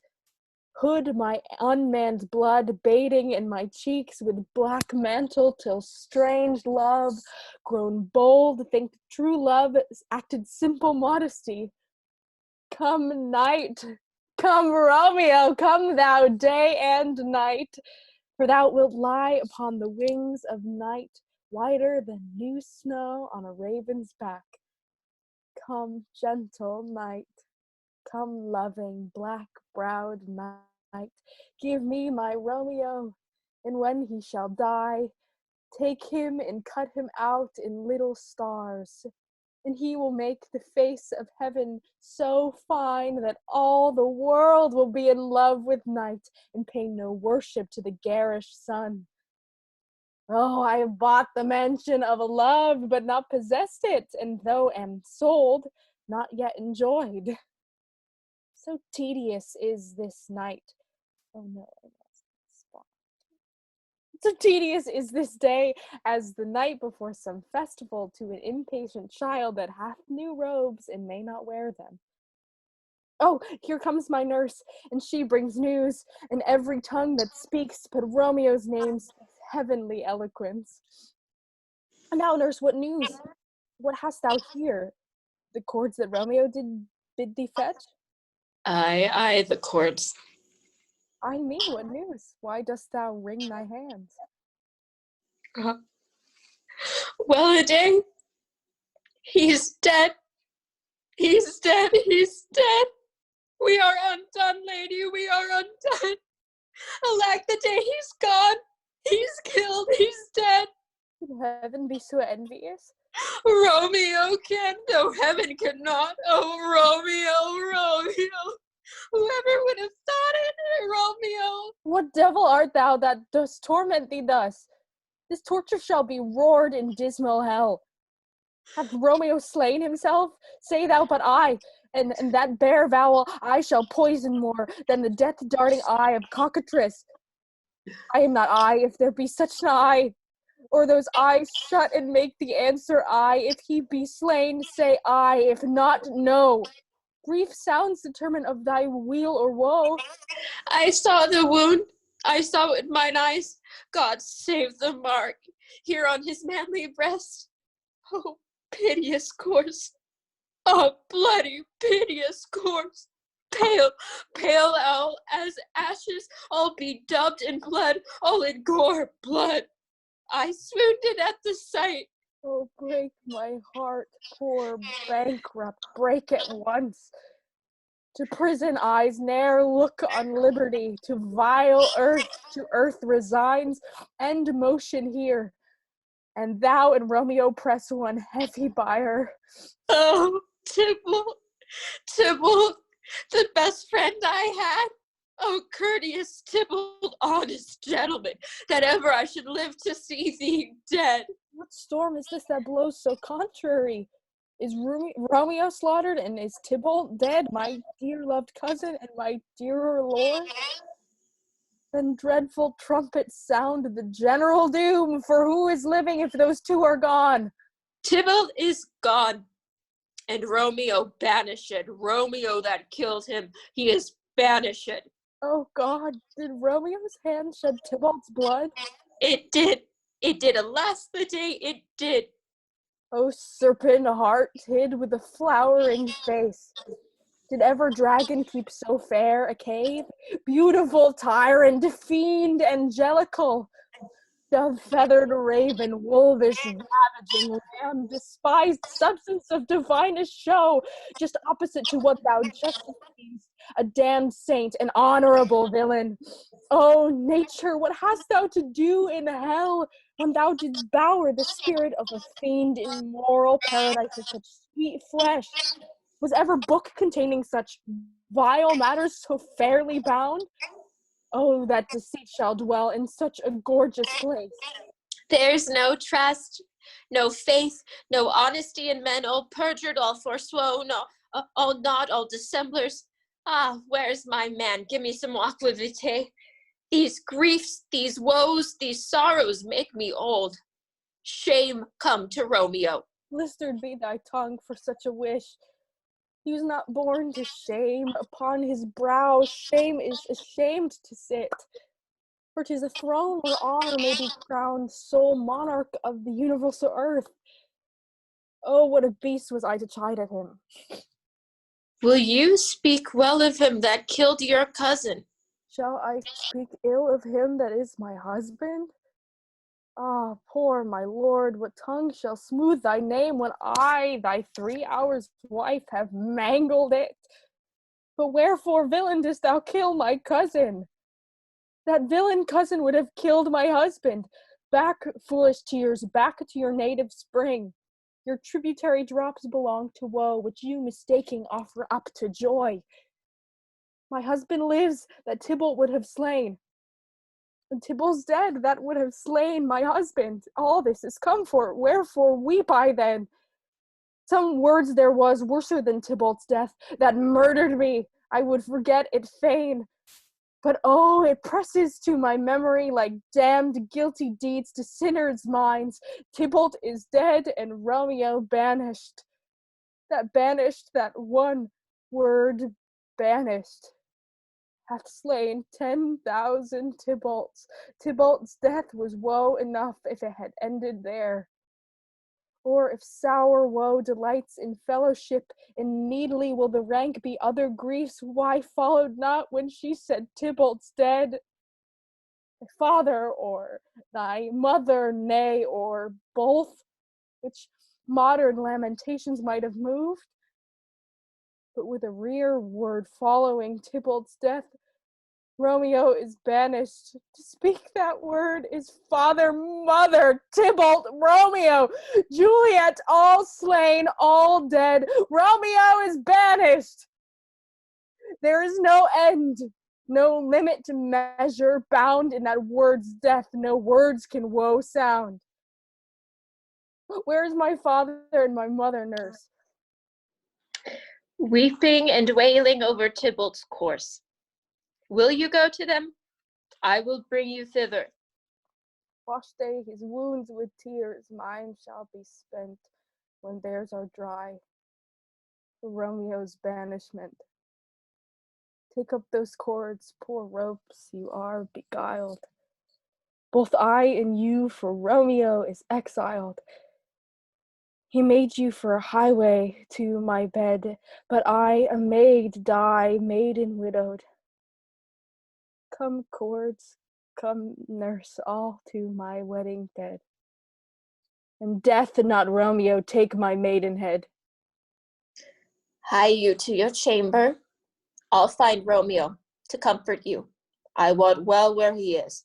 Hark ye, your Romeo will be here at night. I'll tell to him he is hid at Laurence's cell. Oh, find him. Give him this ring to my true knight, and bid him come to take his last farewell. Exit all. Scene 3, Friar Laurence's cell. Enter Friar Laurence. Romeo, come forth, come forth. Thou fearful man, afflictions enamored of thy parts, and thou art wedded to calamity. Enter Romeo. Father, what news? What is the prince's doom? What sorrow craves acquaintance at my hand that I yet know not? Too familiar is my dear son with such sour company. I bring thee tidings of the prince's doom. What less than doomsday is the prince's doom? A gentler judgment vanished from his lips. Not body's death, but body's banishment. Ha! Banishment? Be merciful, say death. For exile hath more terror in his look, much more than death. Do not say banishment. Hence from Verona art thou banished. Be patient, for the world is broad and wide. There is no world without Verona walls, but purgatory, torture, hell itself. Hence banishment is banished from the world, and world's exile is death then banished. Is death mistermed, calling death banishment? Thou cutt'st my head off with a golden axe, and smilest upon the stroke that murders me. Oh, deadly sin, rude unthankfulness. Thy fault our law calls death, but the kind prince, taking thy part, hath rushed aside the law, and turned that black word death to banishment. This is dear mercy, and thou sees it not. It's torture and not mercy. Heaven is here, where Juliet lives, and every cat and dog and little mouse, every unworthy thing, live here in heaven and may look on her. But Romeo may not, more validity, more honorable state, more courtship lives, in carrion flies than Romeo. They may seize on the white wonder of dear Juliet's hand, and steal immortal blessing from her lips, who even in pure and vestal modesty still blush, as thinking their own kisses sin. But Romeo may not. He is banished. Flies may do this, but I from this must fly. They are free men, but I am banished. And say'st thou yet that exile is not death? Hadst thou no poison mixed, no sharp ground knife, no sudden mean of death that ne'er so mean, but banished to kill me, banished? Oh, friar, the damned use of that word in hell, howlings attend it. How hast thou the heart, being a divine, a ghostly confessor, a sin absolver, and my friend professed, to mangle me with the word banished? Thou fond man, hear me but speak a word. Oh, thou wilt speak again of banishment. I'll give thee armor to keep off that word. Adversity's sweet milk, philosophy, to comfort thee, though thou art banished. Yet banished? Hang up philosophy. Unless philosophy can make a Juliet, displant a town, reverse a prince's doom, it helps not. It prevails not. Talk no more. Oh, then I see that madmen have no ears. How should they, when that wise men have no eyes? Let me dispute with thee of thy estate. Thou canst not speak of that thou dost not feel. Wert thou as young as I, Juliet thy love, an hour but married, Tybalt murdered?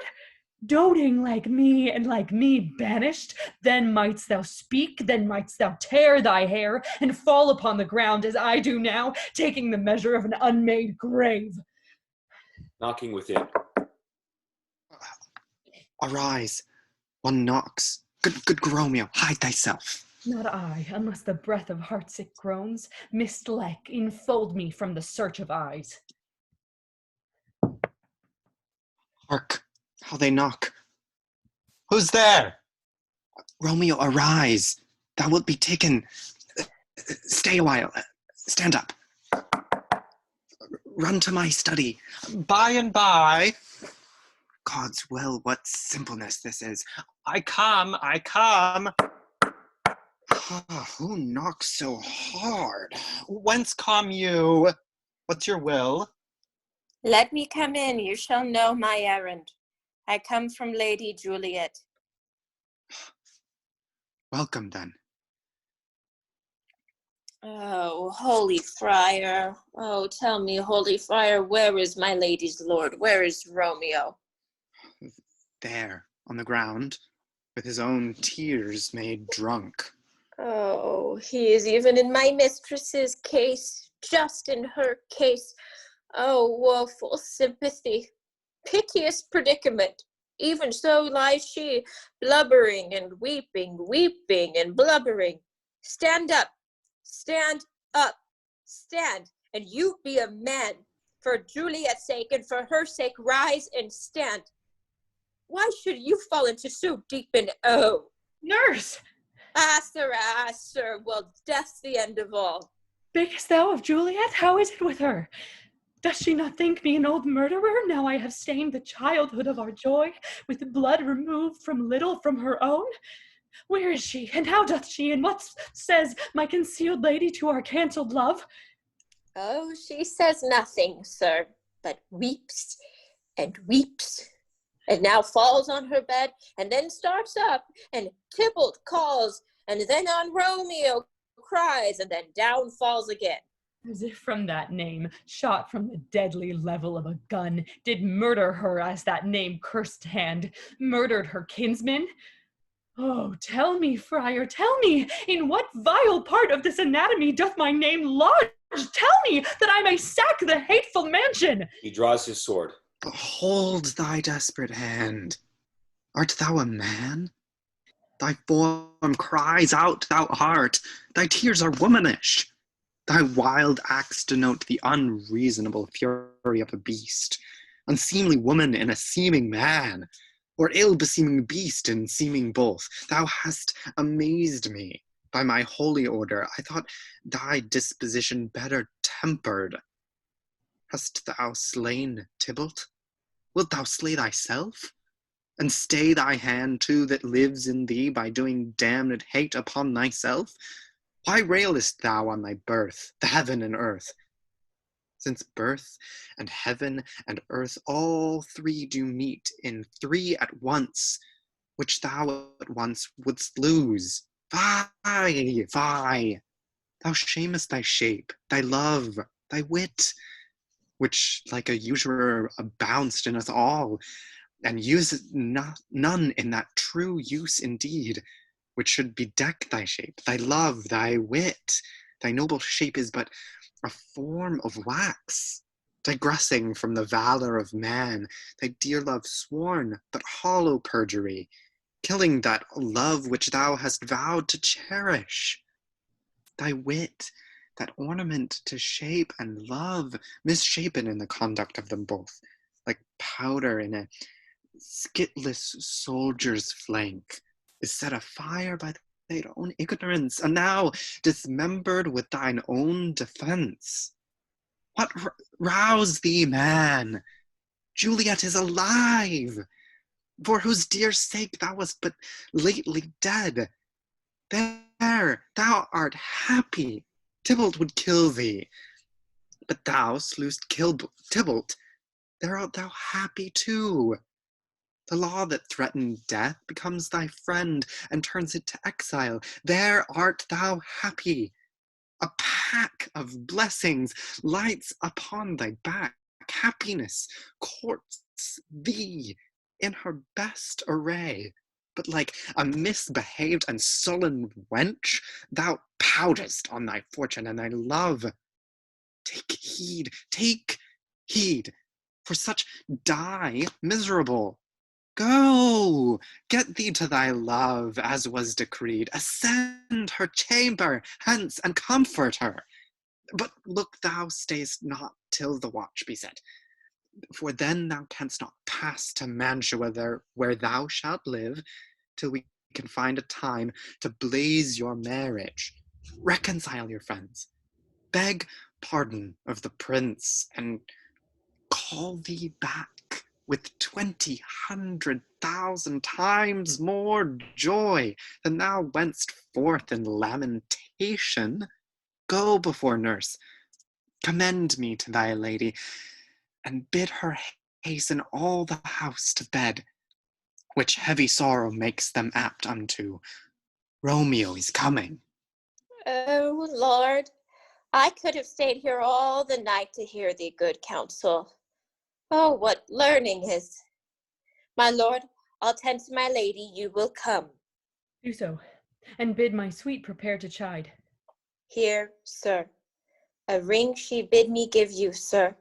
Hie you, make haste, for it grows very late. Exit nurse. How well my comfort is revived by this. Go, hence, good night. And here stands all your state. Either be gone before the watch be set, or by the break of day disguised from hence. Sojourn in Mantua.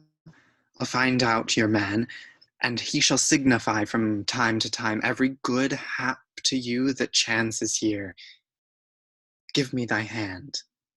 'Tis late. Farewell. But Good thy night. joy, past joy, calls out on me. It were a grief, so brief to part with thee. Farewell. Exit all. All right, everyone. So for timing's sake, we're going to go ahead and take.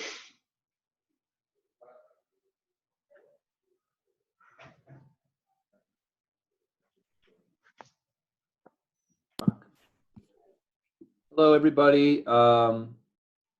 Just give another quick spiel to people who've joined since intermission or during the first half.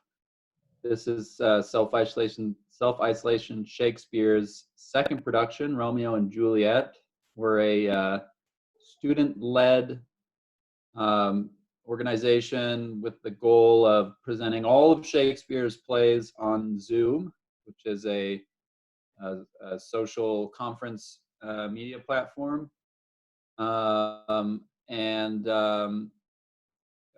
if you have any questions, just message me privately during the performance. And this is the second half of Romeo and Juliet.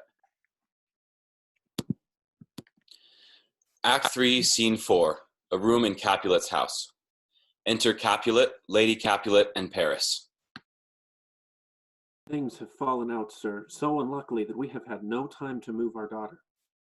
Look you, she loved her kinsman Tybalt dearly, and so did I.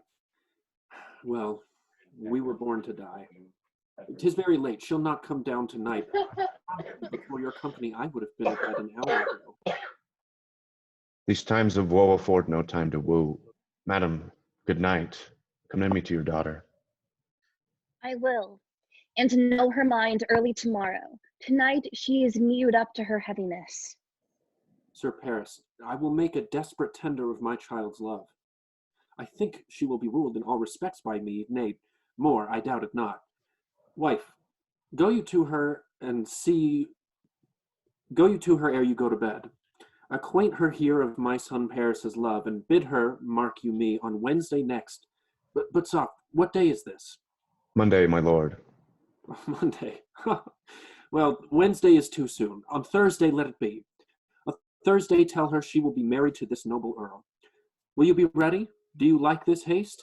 We'll keep no great ado, a friend or two. For hark you, Tybalt being slain so late, it may be thought we held him carelessly. Being our kinsman, if we revel much, therefore we'll have some half a dozen friends in there. But what say you to Thursday? And my lord, I would that Thursday were tomorrow. Well, get you gone. On Thursday it be then. Go you to Juliet ere you go to bed. Prepare her, wife, against this wedding day. Farewell, my lord. Light to my chamber, ho! Afore me. Oh, 'tis so very, very late, that we might call it early by and by. Good night. Exit all. Scene 5, Capulet's orchard. Enter Romeo and Juliet above at the window. Wilt thou be gone? It is not yet near day.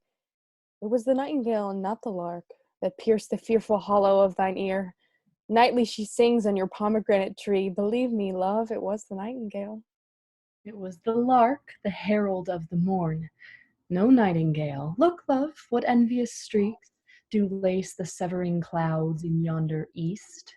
Night's candle are burnt out, and jocund day stands tiptoe on the misty mountain tops. I must be gone and live, or stay and die. Yon light is not daylight, I know it I. It is some meteor that the sun exhales to be thee this night a torchbearer, and light thee on thy way to Mantua. Therefore stay yet, thou needst not be gone. Let me be ta'en, let me be put to death. I am content, so thou wilt have it so. I'll say yon grey is not the morning's eye, 'tis but the pale reflex of Cynthia's brow, nor that it is not the lark whose notes do beat the vaulty heaven so high above our heads. I have more care to stay than will to go. Come, death, and welcome, Juliet wills it so. How is my soul? Let's talk, it is not day. It is. Hie hence, begone, away. It is the lark that sings so out of tune, straining harsh discords and unpleasant sharps. Some say the lark makes sweet division. This doth not so, for she divideth us. Some say the lark and loathed toad change eyes. Oh, now I would they had changed voices too. Since arm from arm that voice doth us affray, hunting thee hence with hunts up to the day. Oh, now be gone. More light and light it grows. More light and light, more dark and dark our woes. Enter nurse to the chamber. Nurse? Oh, your lady mother is coming to your chamber. The day is broke. Be wary, look about. Exit nurse. Then window, let day in and let life out. Farewell, farewell. One kiss and I'll descend. He goes down. Art thou gone so, love? Lord, I, husband, friend, I must hear from thee every day in the hour, for in a minute there are many days. Oh, by this count I shall be much in years ere I begin behold my Romeo. Farewell. I will omit no opportunity that may convey my greetings, love, to thee. Oh, thinkest thou we shall ever meet again? I doubt it not. And all these woes shall serve for sweet discourses in our times to come. Oh God, I have an ill-divining soul. Methinks I see thee now thou art below it, as one dead in the bottom of a tomb. Either my eyesight fails or thou lookst pale. And trust me, love, in my eyes so do you. Dry sorrow drinks our blood. Adieu, adieu. Romeo exits. Oh, fortune, fortune, all men call thee fickle. If thou art fickle, what dost thou with him? That is renowned for faith, be fickle, fortune. For then I hope thou wilt not keep him long, but send him back. Oh, daughter, are you up? Who is that calls? Is it my lady mother? Is she not down so late or up so early? What unaccustomed cause procures her hither? Enter Lady Capulet. Why, how now, Juliet? Madam, I'm not well. Evermore weeping for your cousin's death? What, wilt thou wash him from his grave with tears? And if thou couldst, Thou couldst not make him live. Therefore have done. Some grief shows much of love, but much of grief shows still some want to it. Yet let me weep for such a feeling loss. So shall you feel the loss, but not the friend which you weep for. Feeling so the loss, cannot choose but ever weep the friend. Well, girl, thou weepest not so much for his death, as that the villain lives which slaughtered him. What villain, madam? That same villain, Romeo. Villain, he may be many miles asunder. God pardon him, I do with all my heart, and yet no man like he doth grieve my heart. That is because the traitor murderer lives. I, madam, from the reach of these my hands, would none but I might venge my cousin's death. We will have vengeance for it, fear thou not. Then weep no more. I'll send to one in Mantua, where that same banished runagate doth live, shall give him such an unaccustomed dram, that he shall soon keep Tybalt company, and then I hope thou wilt be satisfied. Indeed, I never shall be satisfied with Romeo till I behold him dead. It is my poor heart for a kinsman vexed. Madam, if you could find out but a man to bear a poison, I would temper it, that Romeo should, upon receipt thereof, soon sleep in quiet. Oh, how my heart abhors to hear him named, and cannot come to him, to wreak the love I bore my cousin upon his body that slaughtered him. Find thou the means, and I'll find such a man. But now I'll tell thee joyful tidings, girl. And joy comes well in such a needy time. What are they? I beseech your ladyship. Well, thou hast a careful father, child, one who, to put thee from thy heaviness, hath sorted out a sudden day of joy, that thou acceptest not, nor I looked not for. Madam, in happy time, what day is that? Marry, my child, early next Thursday morn, the gallant, young, and noble gentleman, the County Paris, at St. Peter's Church, shall happily make thee there a joyful bride. Now by St. Peter's Church, and Peter too, he shall not make me there a joyful bride. I wonder at this haste that I must wed, ere he that should be husband comes to woo. I pray you, tell my lord, my father, madam, I will not marry yet, and when I do, I swear, it shall be Romeo, whom you know I hate, rather than Paris. These are news indeed. Here comes your father. Tell him so yourself, and see how he will take it at your hands. Enter Capulet and nurse. When the sun sets, the air doth drizzle dew, but for the sunset of my brother's son, it rains downright. How now, a conduit girl? What, still in tears, evermore showering? In one little body thou counterfeit'st a bark, a sea, a wind. For still thy eyes, which I may call the sea, do ebb and flow with tears. The bark thy body is, sailing in this salt flood. The winds thy sighs, who raging with thy tears, and they with them, without a sudden calm, will overset thy tempest-tossed body. How now, wife, have you delivered to her our decree? Aye, sir, but she will none. She gives you thanks. I would the fool were married to her grave. Soft, take me with you. Take me with you, wife. How, will she none? Does she not give us thanks? Is she not proud? Does she not consider her blessed? Unworthy as she is, that we have wrought so worthy a gentleman to be her bridegroom? Not proud you have, but thankful that you have. Proud can I never be of what I hate, but thankful even for hate that is meant love. How now? How now? Chop logic! What is this? Proud, and I thank you, and I thank you not, and yet not proud? Mistress minion, you thank me no thankings, nor proud me no prouds, but fettle your fine joints 'gainst Thursday next to go with Paris to St. Peter's Church, or I will drag thee on a hurdle thither. Out, you green sickness carrion! Out, you baggage, you tallow face! Fie! What? Are you mad? Good father, I beseech you, on my knees, hear me with patience, but to speak a word. Hang thee, young baggage! Disobedient wretch, I tell thee what, get thee to church o' Thursday, or never after look me in the face. Speak not, reply not, do not answer me, my fingers itch. Wife, we scarce thought us blessed that God had lent us but this only child, but now I see that one is too much, and we have a curse in having her. Out on her, Hilda! God in heaven bless her! You are to blame, my lord, to rate her so. And why, my lady wisdom? Hold your tongue. Good prudence, smatter with your gossips. Go! I speak no treason. Oh, God ye good end. May not one speak? Peace, you mumbling fool. Utter your gravity o'er a gossip bowl, for here we need it not. You are too hot.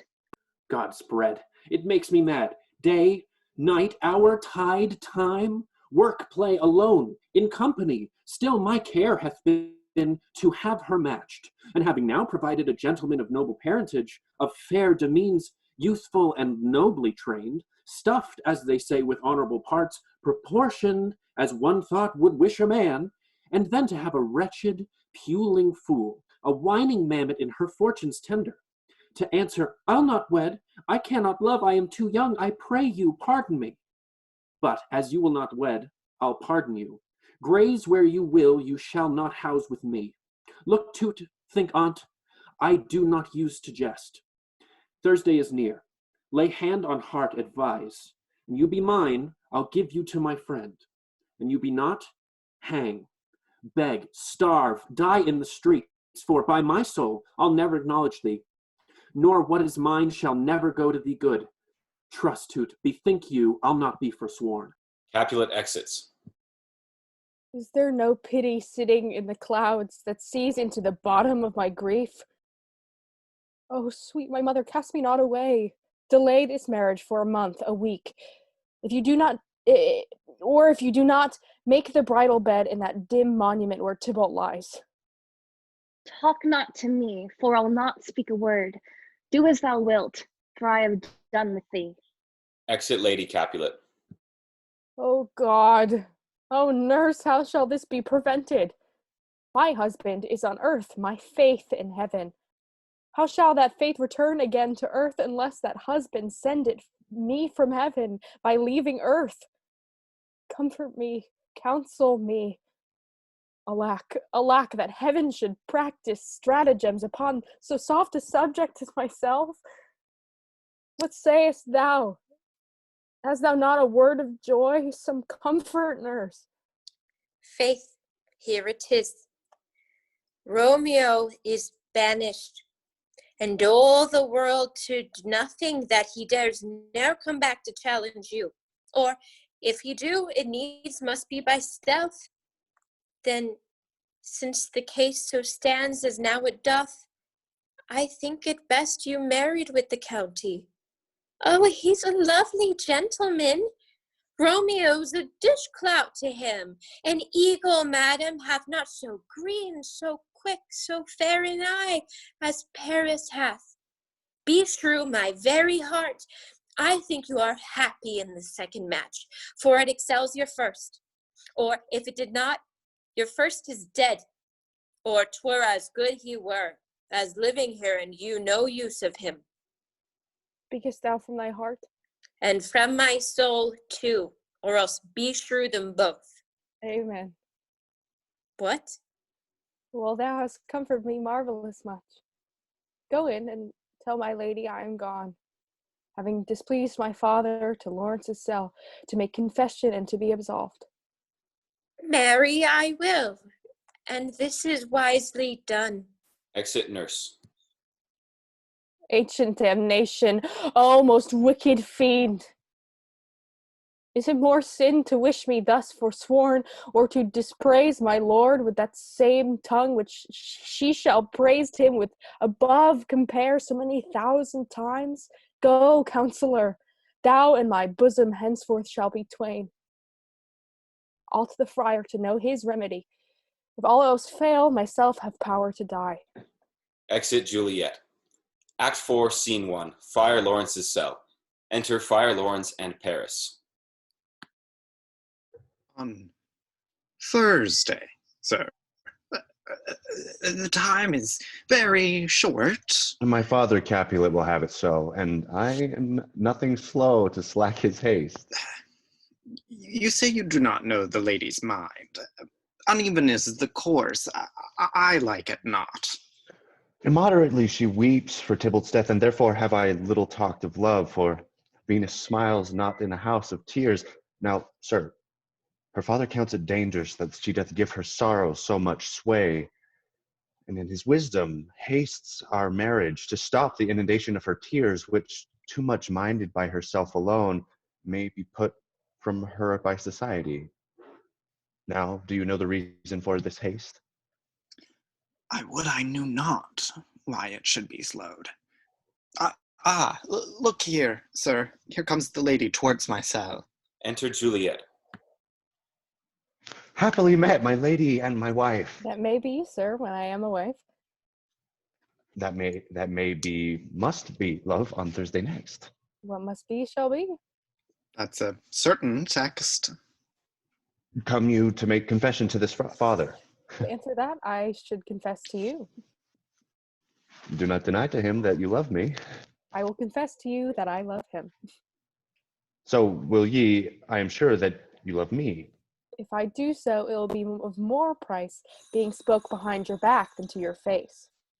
Poor soul, thy face is much abused with tears. The tears have got small victory by that, for it was bad enough before that spite. Thou wrong'st it more than tears with that report. That is no slander, sir, which is the truth. And what I spake it to my face. Thy face is mine, and thou hast slandered it. It may be so, for it is not mine own. Are you at leisure, Holy Father, now, or shall I come to you at evening mass? My leisure serves me, pensive daughter, now. My lord, we must entreat the time alone. God shield, I should disturb devotion. Juliet, on Thursday early I will rouse ye. Till then, adieu, and keep this holy kiss. Paris exits. Oh, shut the door, and when thou hast done so, come weep with me. Past hope, past cure, past help. Juliet, I already know thy grief. It strains me past the compass of my wits. I hear thou must, and nothing may prorogue it. On Thursday next, be married to this county. Tell me not, Friar, that thou hearest of this, unless thou tell me now how I may prevent it. If in thy wisdom thou canst no help, do thou but call my resolution wise, and with this knife it'll help it presently. God joined my heart in Romeo's, thou our hands, and ere this hand by thee to Romeo sealed shall be the label to another deed, or my true heart with treacherous revolt turn to another, this shall slay them both. Therefore, out of thy long experienced time, give me some present counsel, or behold, twixt my extremes and me, this bloody knife shall play the umpire, arbating that which the commission of thy years and art could to no issue speak of true honor. Be not so long to speak, I long to die. If what thou speakest speak not of remedy. But hold, daughter, I do spy a kind of hope, which craves as desperate an execution as that is desperate which we would prevent. If, rather than to marry County Paris, thou hast the strength of will to slay thyself, then it is likely thou wilt undertake a thing like death, to chide away this shame, that copest with death himself to scape from it. And if thou darest, I'll give thee remedy. Oh, bid me leap rather than marry Paris, from off the battlements of yonder tower, or walk in thievish ways, or bid me lurk where serpents are. Chain me with roaring bears, or shut me nightly in a charnel house, or covered quite with dead man's rattling bones, with reeky shanks and yellow chapless skulls. Or bid me go into a new grave, and hide me with a dead man in his shroud. Think that to hear them told have made me tremble. And I will do it without fear or doubt, to live an unanswered wife to my sweet love. Hold then. Go home. Be merry. Give consent to marry Paris. Wednesday is tomorrow. Tomorrow night. Look that thou lie alone. Let not thy nurse lie with thee in thy chamber. Take thou this vial. Being then in bed, and this distilled liquor drink thou of, when presently thou through all thy veins shall run a cold and drowsy humor, for no pulse shall keep his native progress, but surcease. No warmth, no breath shall testify thou livest. The roses in thy cheeks, lips shall fade to paly ashes. Thy eyes' windows fall like death when he shuts up the day of life. Each part, deprived of supple government, shall stiff and stark and cold appear like death. And in this borrowed likeness of shrunk death, thou shalt continue 42 hours, and then awake as from a pleasant sleep. Now, when the bridegroom in the morning comes to rouse thee from thy bed, there art thou dead. Then, as the manner of our country is, in thy best robes, uncovered on the bier, thou shalt be borne to that same ancient vault where all the kindred of the Capulets lie. In the meantime, against thou shalt awake, shall Romeo by my letters know of our drift, and hither shall he come, and he and I will watch thy waking, and that very night shall Romeo bear thee hence to Mantua. And this shall free thee from thy present shame, if no inconstant toy nor womanish fear abate thy valor in the acting it. Give me, give me. Oh, tell not me of fear. Hold. Get you gone, be strong and prosperous in this resolve. I'll send a friar with speed to Mantua, with my letters to thy lord. Love give me strength, and strength shall help afford. Farewell, dear farewell, dear father. Exit all.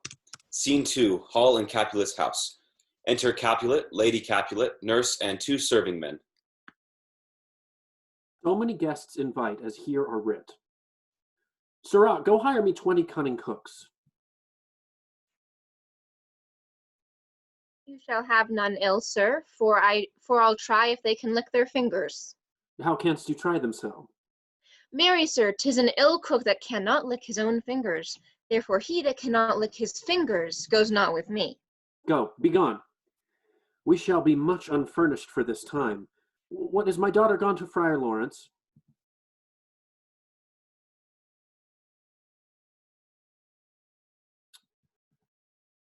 Well, he may have chanced to do some good on her. A peevish, self-willed harlotry it is. See where she comes from shrift with merry look. Enter Juliet. How now, my headstrong? Where have you been gadding?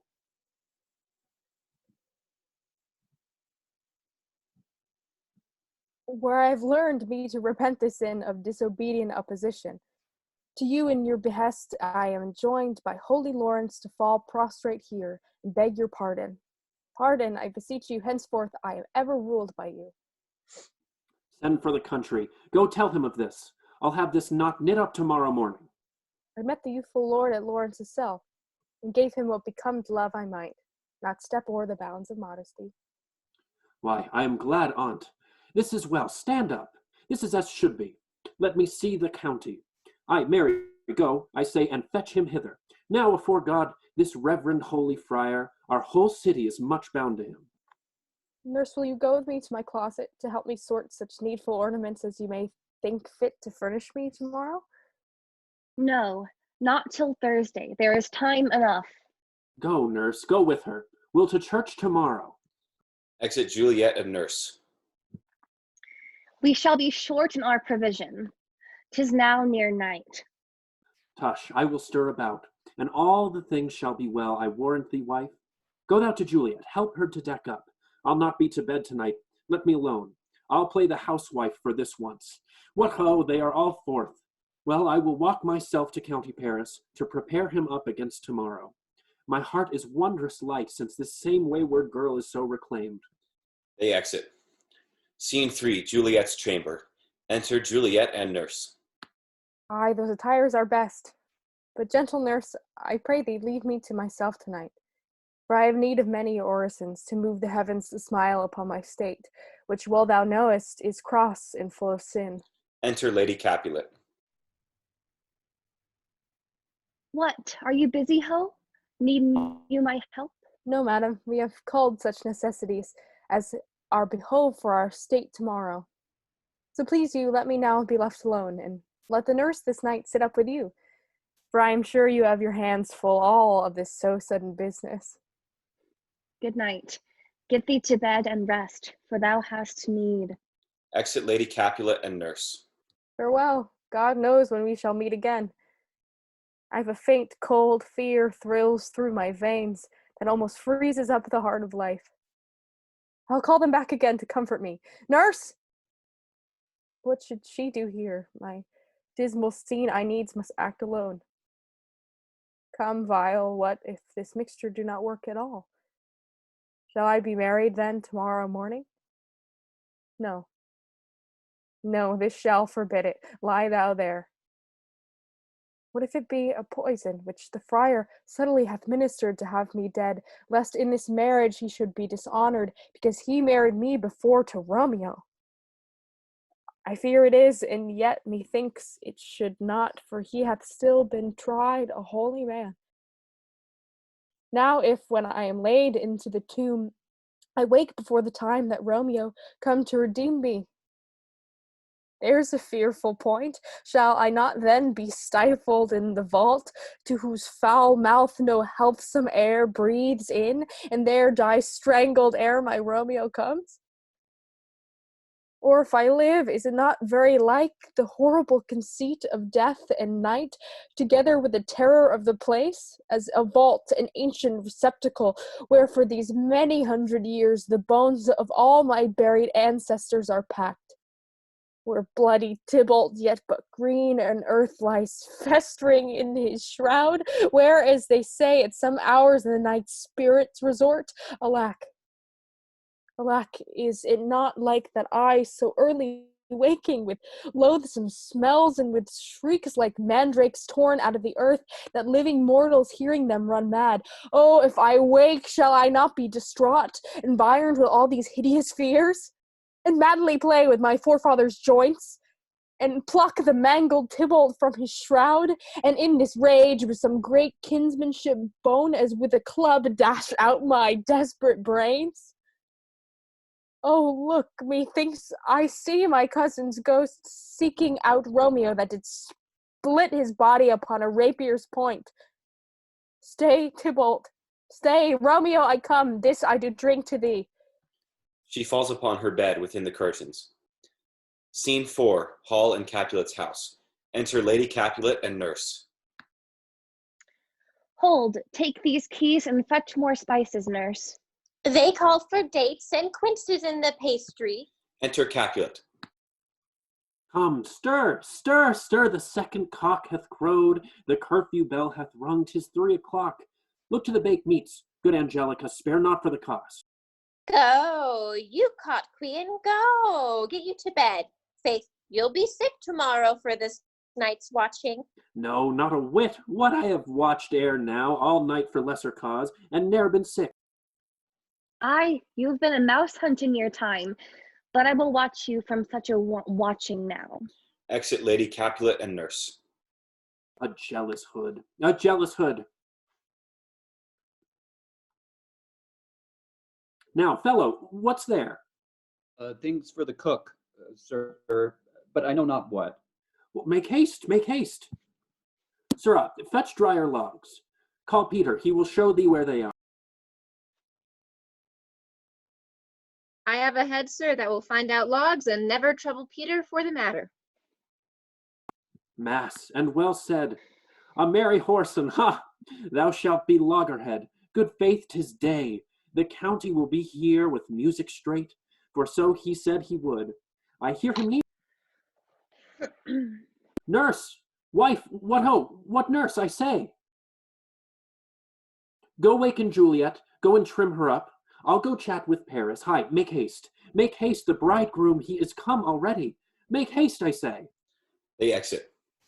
Scene 5, Juliet's chamber. Enter nurse. Mistress, What? Mistress! Juliet! Fast, I warned her. Why, lamb! Why, lady! Fie, you slug of bed! Why, love, I say! Madam! Sweetheart! Why, bride! What?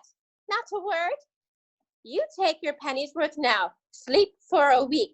For the next night, I warrant, the county Paris hath set up his rest, that you shall rest but little. Oh, God forgive me. Marry and amen, how sound is she asleep? I must needs wake her. Madam, madam, madam, I let the county take you in your bed. He'll fright you up by faith.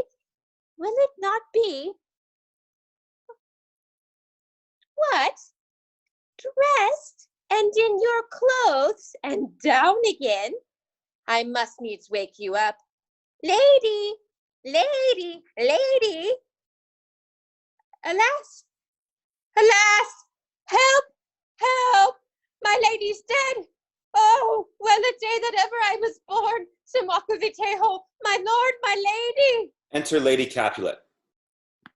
What noise is there? Oh, lamentable day. What is the matter? Look, look, oh, heavy day. Oh me, my child, my only life. Revive, look up, or I will die with thee. Help, help, call help. Enter Capulet. For shame! Bring Juliet forth, her lord is come. She's dead. Alack, she's deceased, she's dead, alack the day.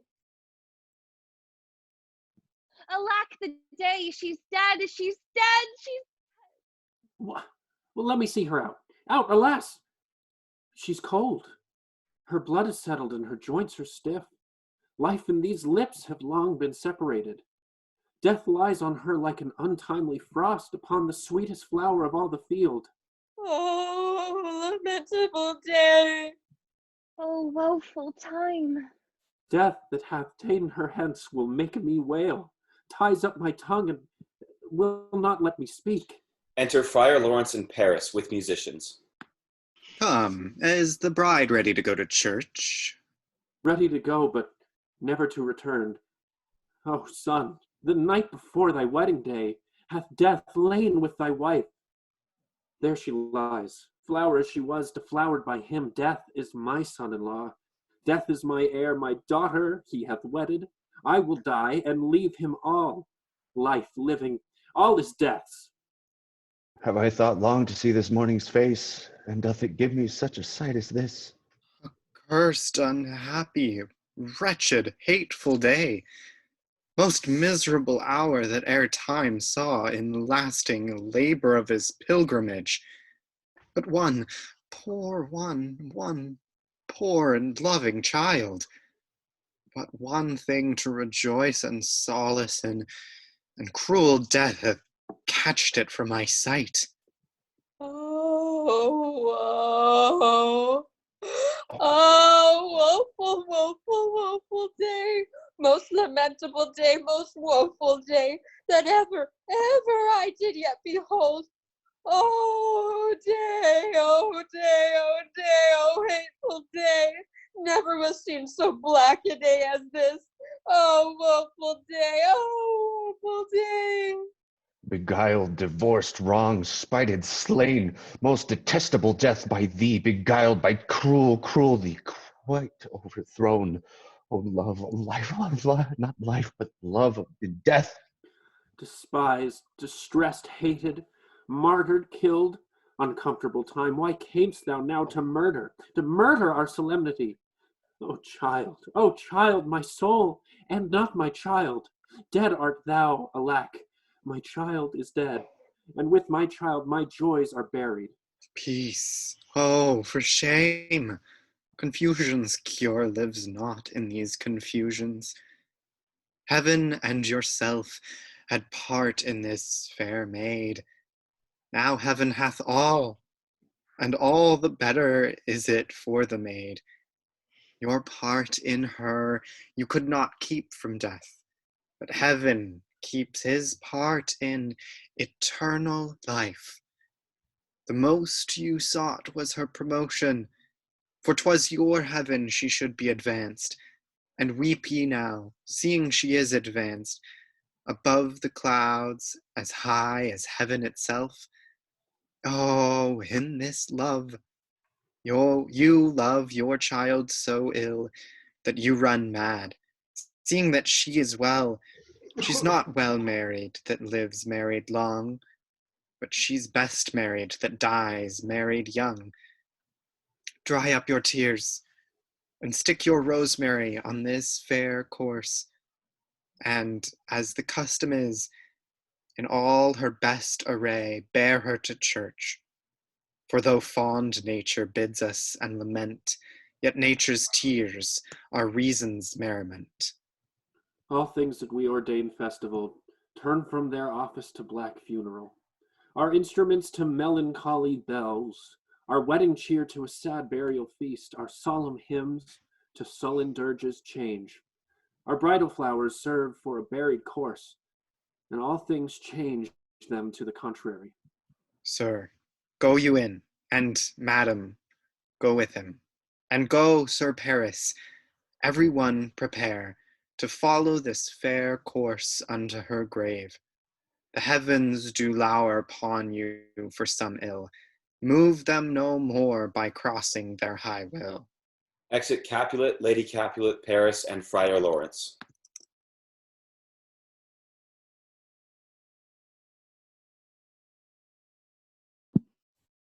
Faith, we may put up our pipes and be gone. Honest good fellows, put up. For well you know, this is a pitiful case. Exit Nurse. Aye, by my troth, the case may be amended. Enter Peter. Musicians? Oh, musicians, heartsies, heartsies. Oh, and you will have me live. Play heartsies. Why heartsies? Oh, musicians, because my heart itself plays. My heart is full of woe. Oh, play me some merry dump to comfort me. Not a dump we. 'Tis no time to play now. You will not then? No. I will then give it you soundly.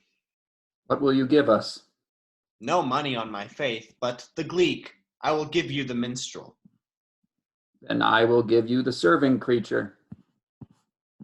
Then I will lay the serving creature's dagger on your pate. I will carry no crotchets. I'll ray you, I'll faw you. Do you note me? And you ray us and faw us, you note us. Pray you, put up your dagger and put out your wit. Then have at you with my wit. I will dry beat you with an iron wit and put up my iron dagger. Answer me like men. When griping grief the heart doth wound, and doleful dumps the mind oppress, then music with her silver sound. Why silver sound? Why music with her silver sound? What say you, Simon Catling? Marry, sir, because silver hath a sweet sound. Pretty. What say you, Hugh Rebick?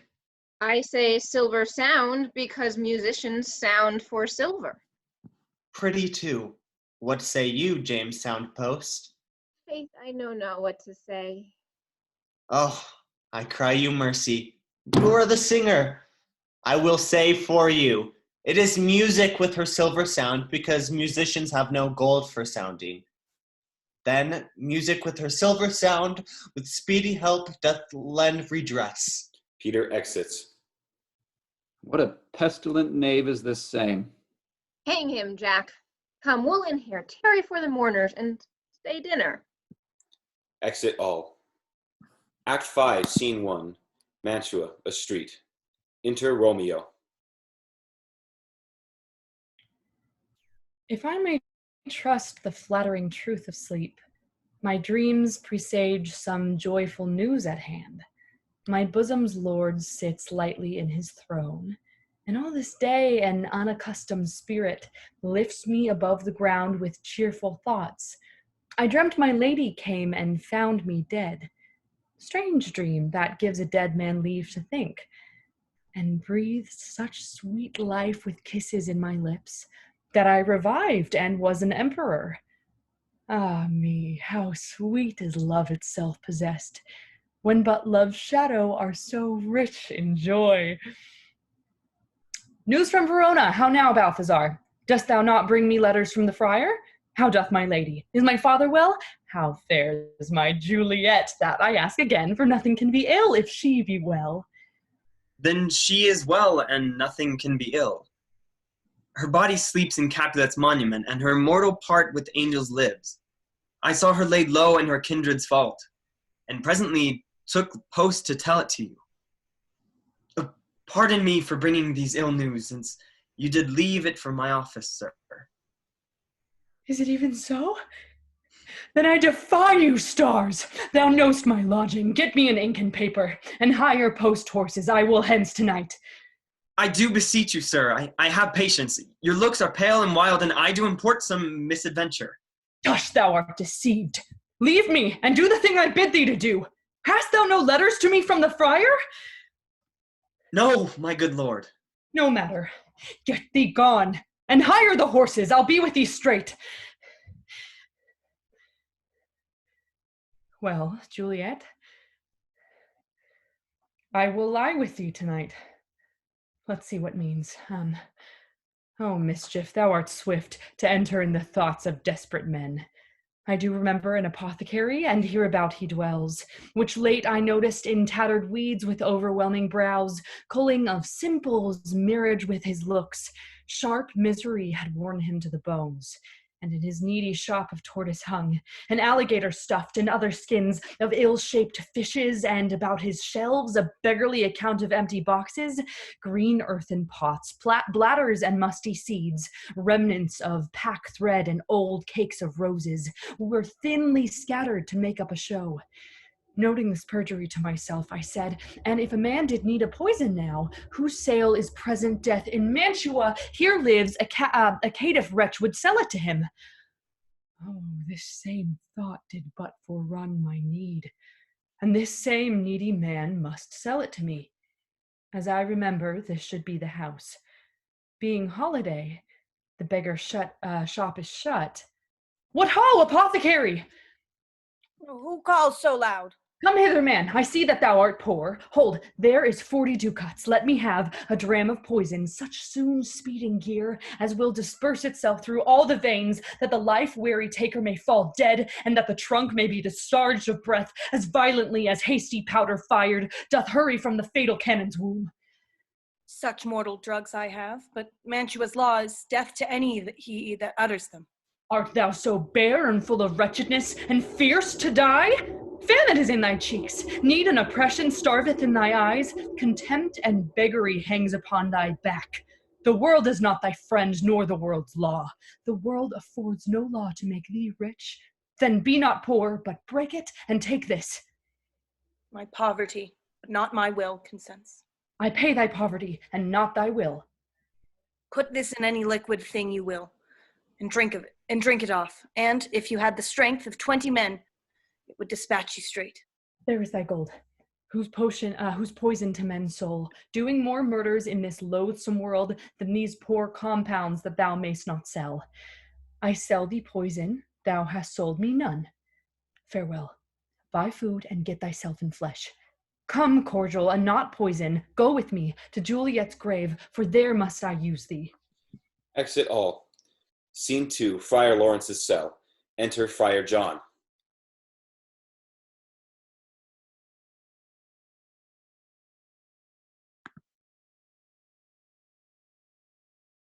Holy Franciscan Friar, Brother Ho.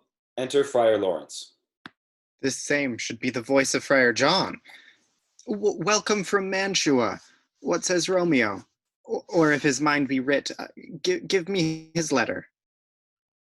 Going to find a barefoot brother out, one of our order, to associate me here in the city visiting the sick, and finding him, the searchers of the town, suspecting that we both were in a house where the infectious pestilence did reign, sealed up the doors and would not let us forth, so that my speed to Mantua there was stayed. Who bare my letter then to Romeo? I could not send it. Here it is again, nor get a messenger to bring it thee. Fearful they were of infection. Oh, unhappy fortune. By my brotherhood, the letter was not nice, but full of charge of dear import, and the neglecting of it may do much danger. Friar John, go hence. Bring me an iron crow, and bring it straight into my cell. Brother, I'll go and bring it thee. He exits. Now must I to the monument alone. Within 3 hours will fair Juliet wake. She will beshrew me much that Romeo hath had no notice of these accidents. But I will write again to Mantua, and keep her at my cell till Romeo come. Oh, poor living corpse, closed in a dead man's tomb. Exit Friar Laurence. Scene 3, a churchyard, in it a tomb belonging to the Capulets. Enter Paris and his page bearing flowers and a torch. Give me thy torch, boy. Hence, and stand aloof. Yet put it out. I would not be seen. Under yon yew trees, lay thee all along. Hold thine ear close to hollow ground, so shall no foot upon the churchyard tread, being loose, unfirm, with digging up of graves, but thou shalt hear it. Whistle to me then, as a signal that thou hearest someone approach. Give me those flowers. Do as I bid thee. Go. I am almost afraid to stand alone here in the churchyard, yet I will adventure. Retires. Sweet flower, with flowers thy bridal bed I strew. Woe, my canopy is dust and stone, which with sweet water nightly I will do, or wanting that with tears distilled by moans. The obsequies that I for thee will keep nightly shall be to strew thy grave and weep. The boy gives warning, something doth approach. What cursed foot wanders this way tonight, to cross my obsequies true love's right? What, with a torch, muffle me, night awhile. He retires. Enter Romeo and Balthasar with a torch, mattock, etc. Give me that mattock and the wrenching iron. Hold, take this letter. Early in the morning, see thou deliver it to my lord and father. Give me the light. Upon thy life, I charge thee. Whate'er thou hearest or seest, stand all aloof, and do not interrupt me in my course. Why I descend into this bed of death is partly to behold my lady's face, but chiefly to take thence from her dead finger a precious ring, a ring that I must use in dear employment. Therefore hence, be gone! But if thou, jealous, dost return to pry in what I further shall intend to do, by heaven I will tear thee joint by joint, and strew this hungry churchyard with thy limbs. The time and my intents are savage wild, more fierce and more inexorable far than empty tigers or the roaring sea. I will be gone, sir, and not trouble you. So shalt thou show me friendship. Take thou that. Live and be prosperous, and farewell, good fellow. For all this same, I'll hide me hereabout. His looks I fear, and his intentions I doubt. Balthasar retires. Thou detestable maw, thou womb of death, gorged with the dearest morsel of the earth. Thus I enforce thy rotten jaws to open, and in the fight I'll cram thee with more food. He opens the tomb.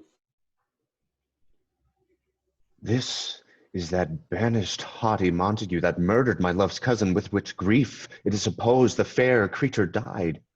And here is come to do some villainous shame to the dead bodies. I will apprehend him. Stop thy unhallowed toil, vile Montague. Can vengeance be pursued further than death? Condemned villain, I do apprehend thee. Obey and go with me, for thou must die. I must indeed, and therefore came I hither. Good gentle youth, tempt not a desperate man. Fly hence and leave me. Think upon these gone. Let them affright thee. I beseech thee, youth, put not another sin upon my head by urging me to fury. Oh, be gone! By heaven, I love thee better than myself, for I come hither armed against myself. Stay not, be gone, live, and hereafter say, a madman's mercy bade thee run away.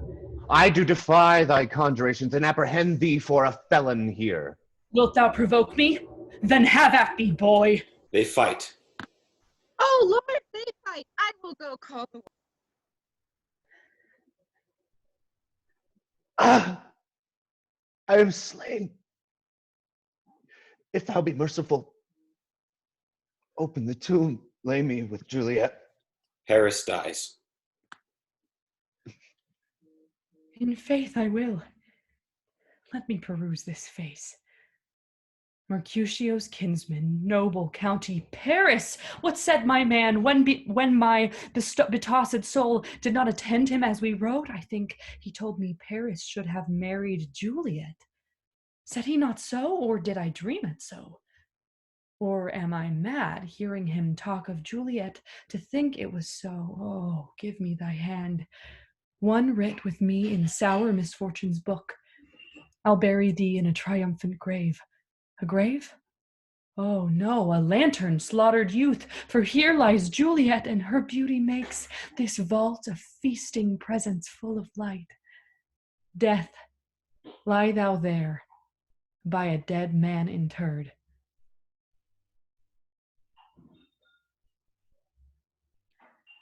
How oft when men are at the point of death have they been merry, which their keepers call a lightning before death.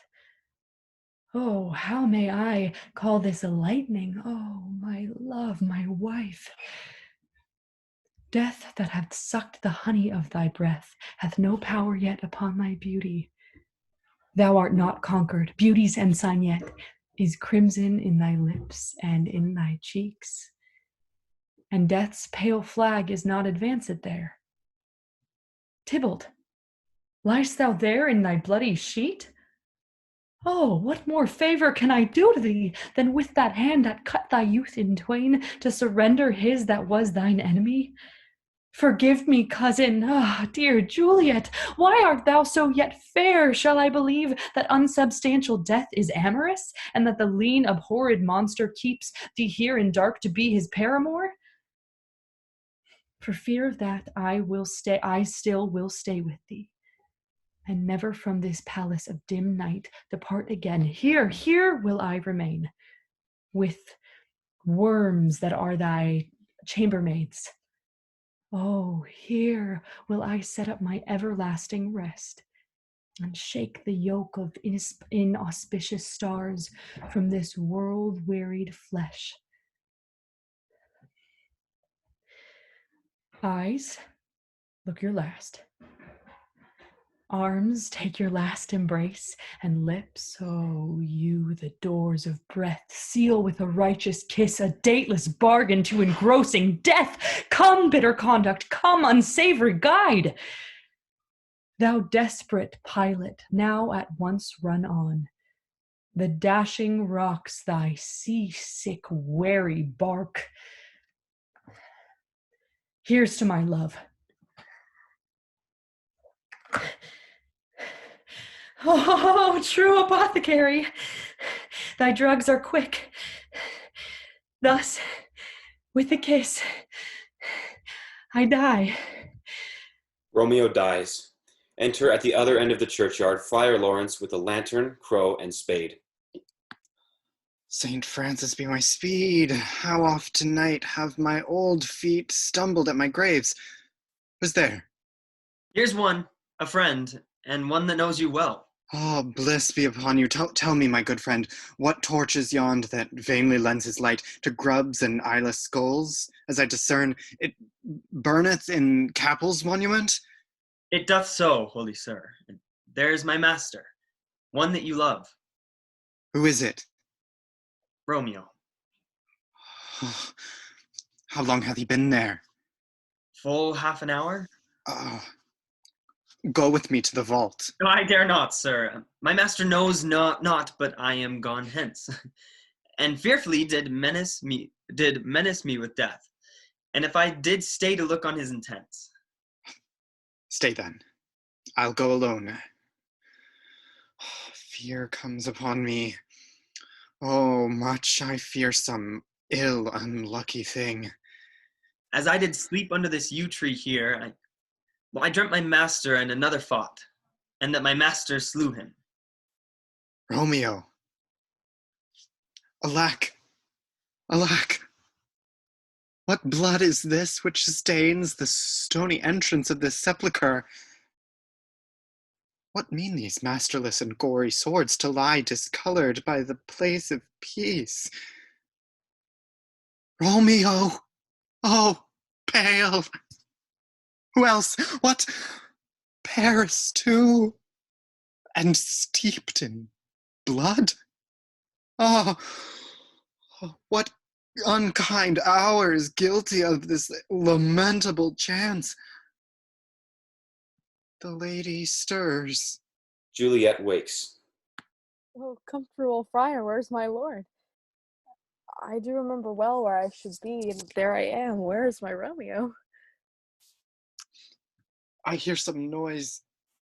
Lady, come from that nest of death, contagion, and unnatural sleep.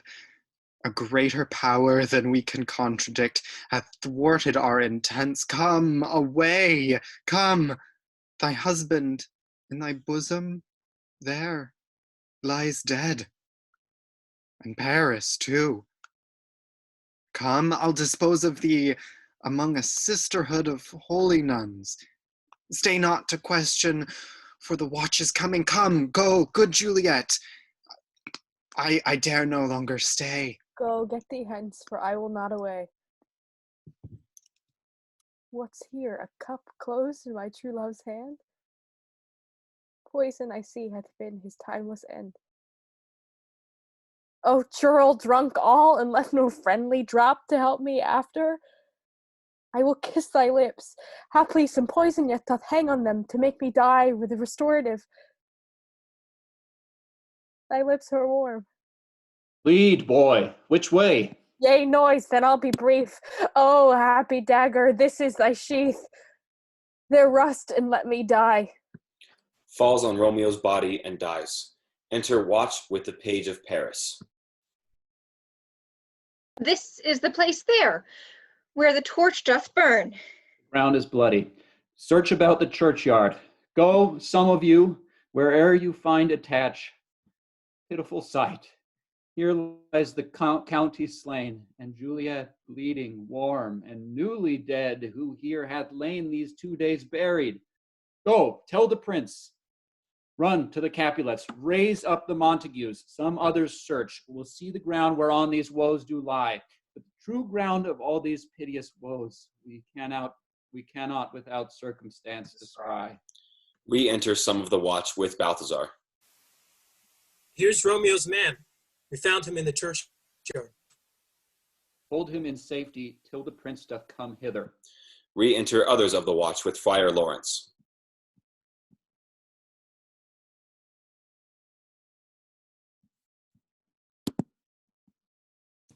Here is a friar that trembles, sighs, and weeps. We took this mattock and this spade from him as he was coming from this churchyard side. Great suspicion. Stay the friar too. Enter the prince and attendants.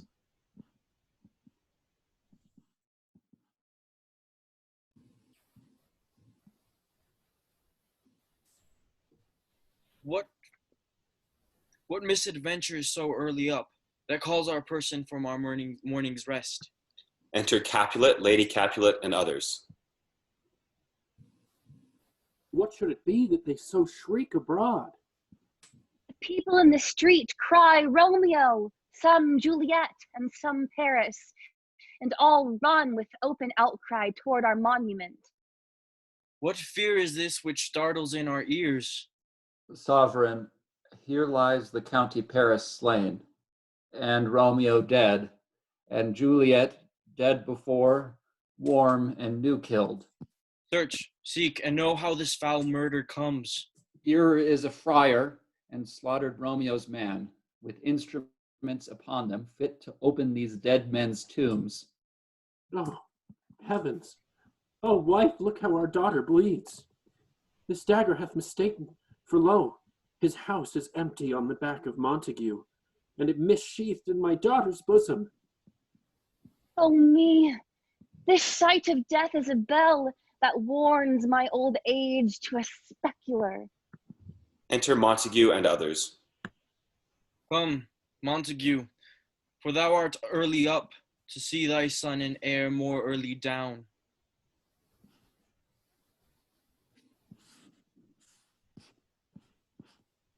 Alas, my liege, my wife is dead tonight. Grief of my son's exile hath stopped her breath. What further woe conspires against mine age? Look, and thou shalt see. Oh. Thou untaught, what manners is in this, to press before thy father to a grave? Seal up the mouth of outrage for a while, till we can clear these ambiguities, and know their spring, their head, their true descent. And then will I be general of your woes, and lead you even to death. Meantime, forbear, and let mischance be slave to patience. Bring forth the parties of suspicion. I am the greatest, able to do least, yet most suspected, as the time and place doth make against me of this direful murder. And here I stand, both to impeach and purge, myself condemned and myself excused. Then say at once what thou dost know in this. I will be brief, for my short date of breath is not so long as is a tedious tale. Romeo, there dead, was husband to that Juliet, and she, there dead, that Romeo's faithful wife. I married them, and their stolen marriage day was Tybalt's doomsday, whose untimely death banished the new-made bridegroom from the city, for whom, and not for Tybalt, Juliet pined. You, to remove that siege of grief from her, betrothed and would have married her perforce to county Paris. Then comes she to me, and with wild looks bid me devise some mean to rid her from this second marriage. Or in my cell there would she kill herself. Then I gave her, so tutored by my art, a sleeping potion, which so took effect as I intended, for it wrought on her the form of death. Meantime, I writ to Romeo, that he should hither come as this dire night to help to take her from her borrowed grave, being the time the potion's forth should cease. But he which bore my letter, Friar John, was stayed by accident, and yesternight returned my letter back. Then, all alone at the prefixed hour of her waking, came I to her from her kindred's vault, meaning to keep her closely at my cell, till conveniently could send to Romeo. But when I came some minute ere the time of her waking, here untimely lay the noble Paris and true Romeo dead. She wakes, and I entreated her come forth and bear this work of heaven with patience. But then a noise did scare me from the tomb, and she, too desperate, would not go with me, but, as it seems, did violence on herself. All this I know, and to the marriage her nurse is privy, and if aught in this miscarried by my fault, let my old life be sacrificed some hour before his time unto the rigor of severest law. We still have known thee for a holy man. Where's Romeo's man? What can he say in this?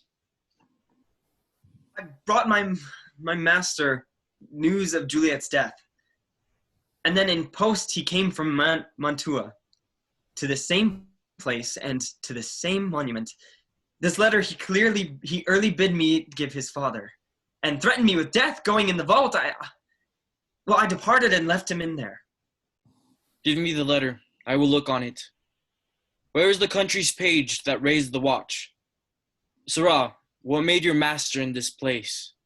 He came with flowers to strew his lady's grave, and bid me stand aloof, and so I did.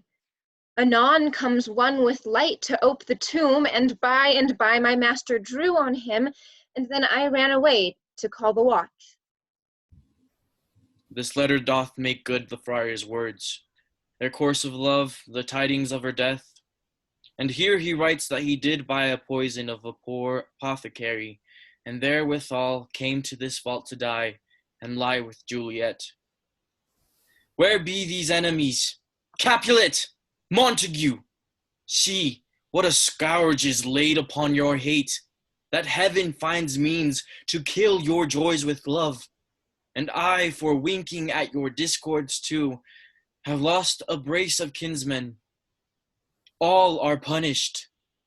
Oh, brother Montague, give me thy hand. This is my daughter's jointure, for no more can I demand. But I can give thee more, for I will raise her statue in pure gold, that while Verona by that name is known, there shall no figure at such rate be set as that of true and faithful Juliet. As rich shall Romeo's by his ladies lie. Poor sacrifices of our enmity.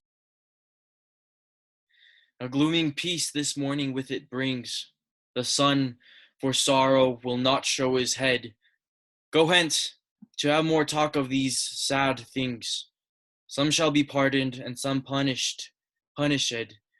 For never was the story of more woe than this of Juliet and her Romeo. End of play.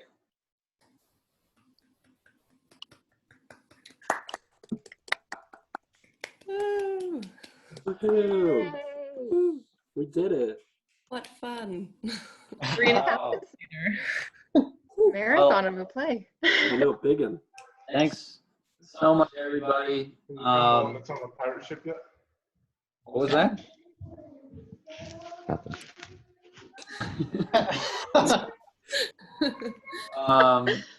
Can we just give a quick round of applause to Kirsten, our stage manager, who all this would be impossible without.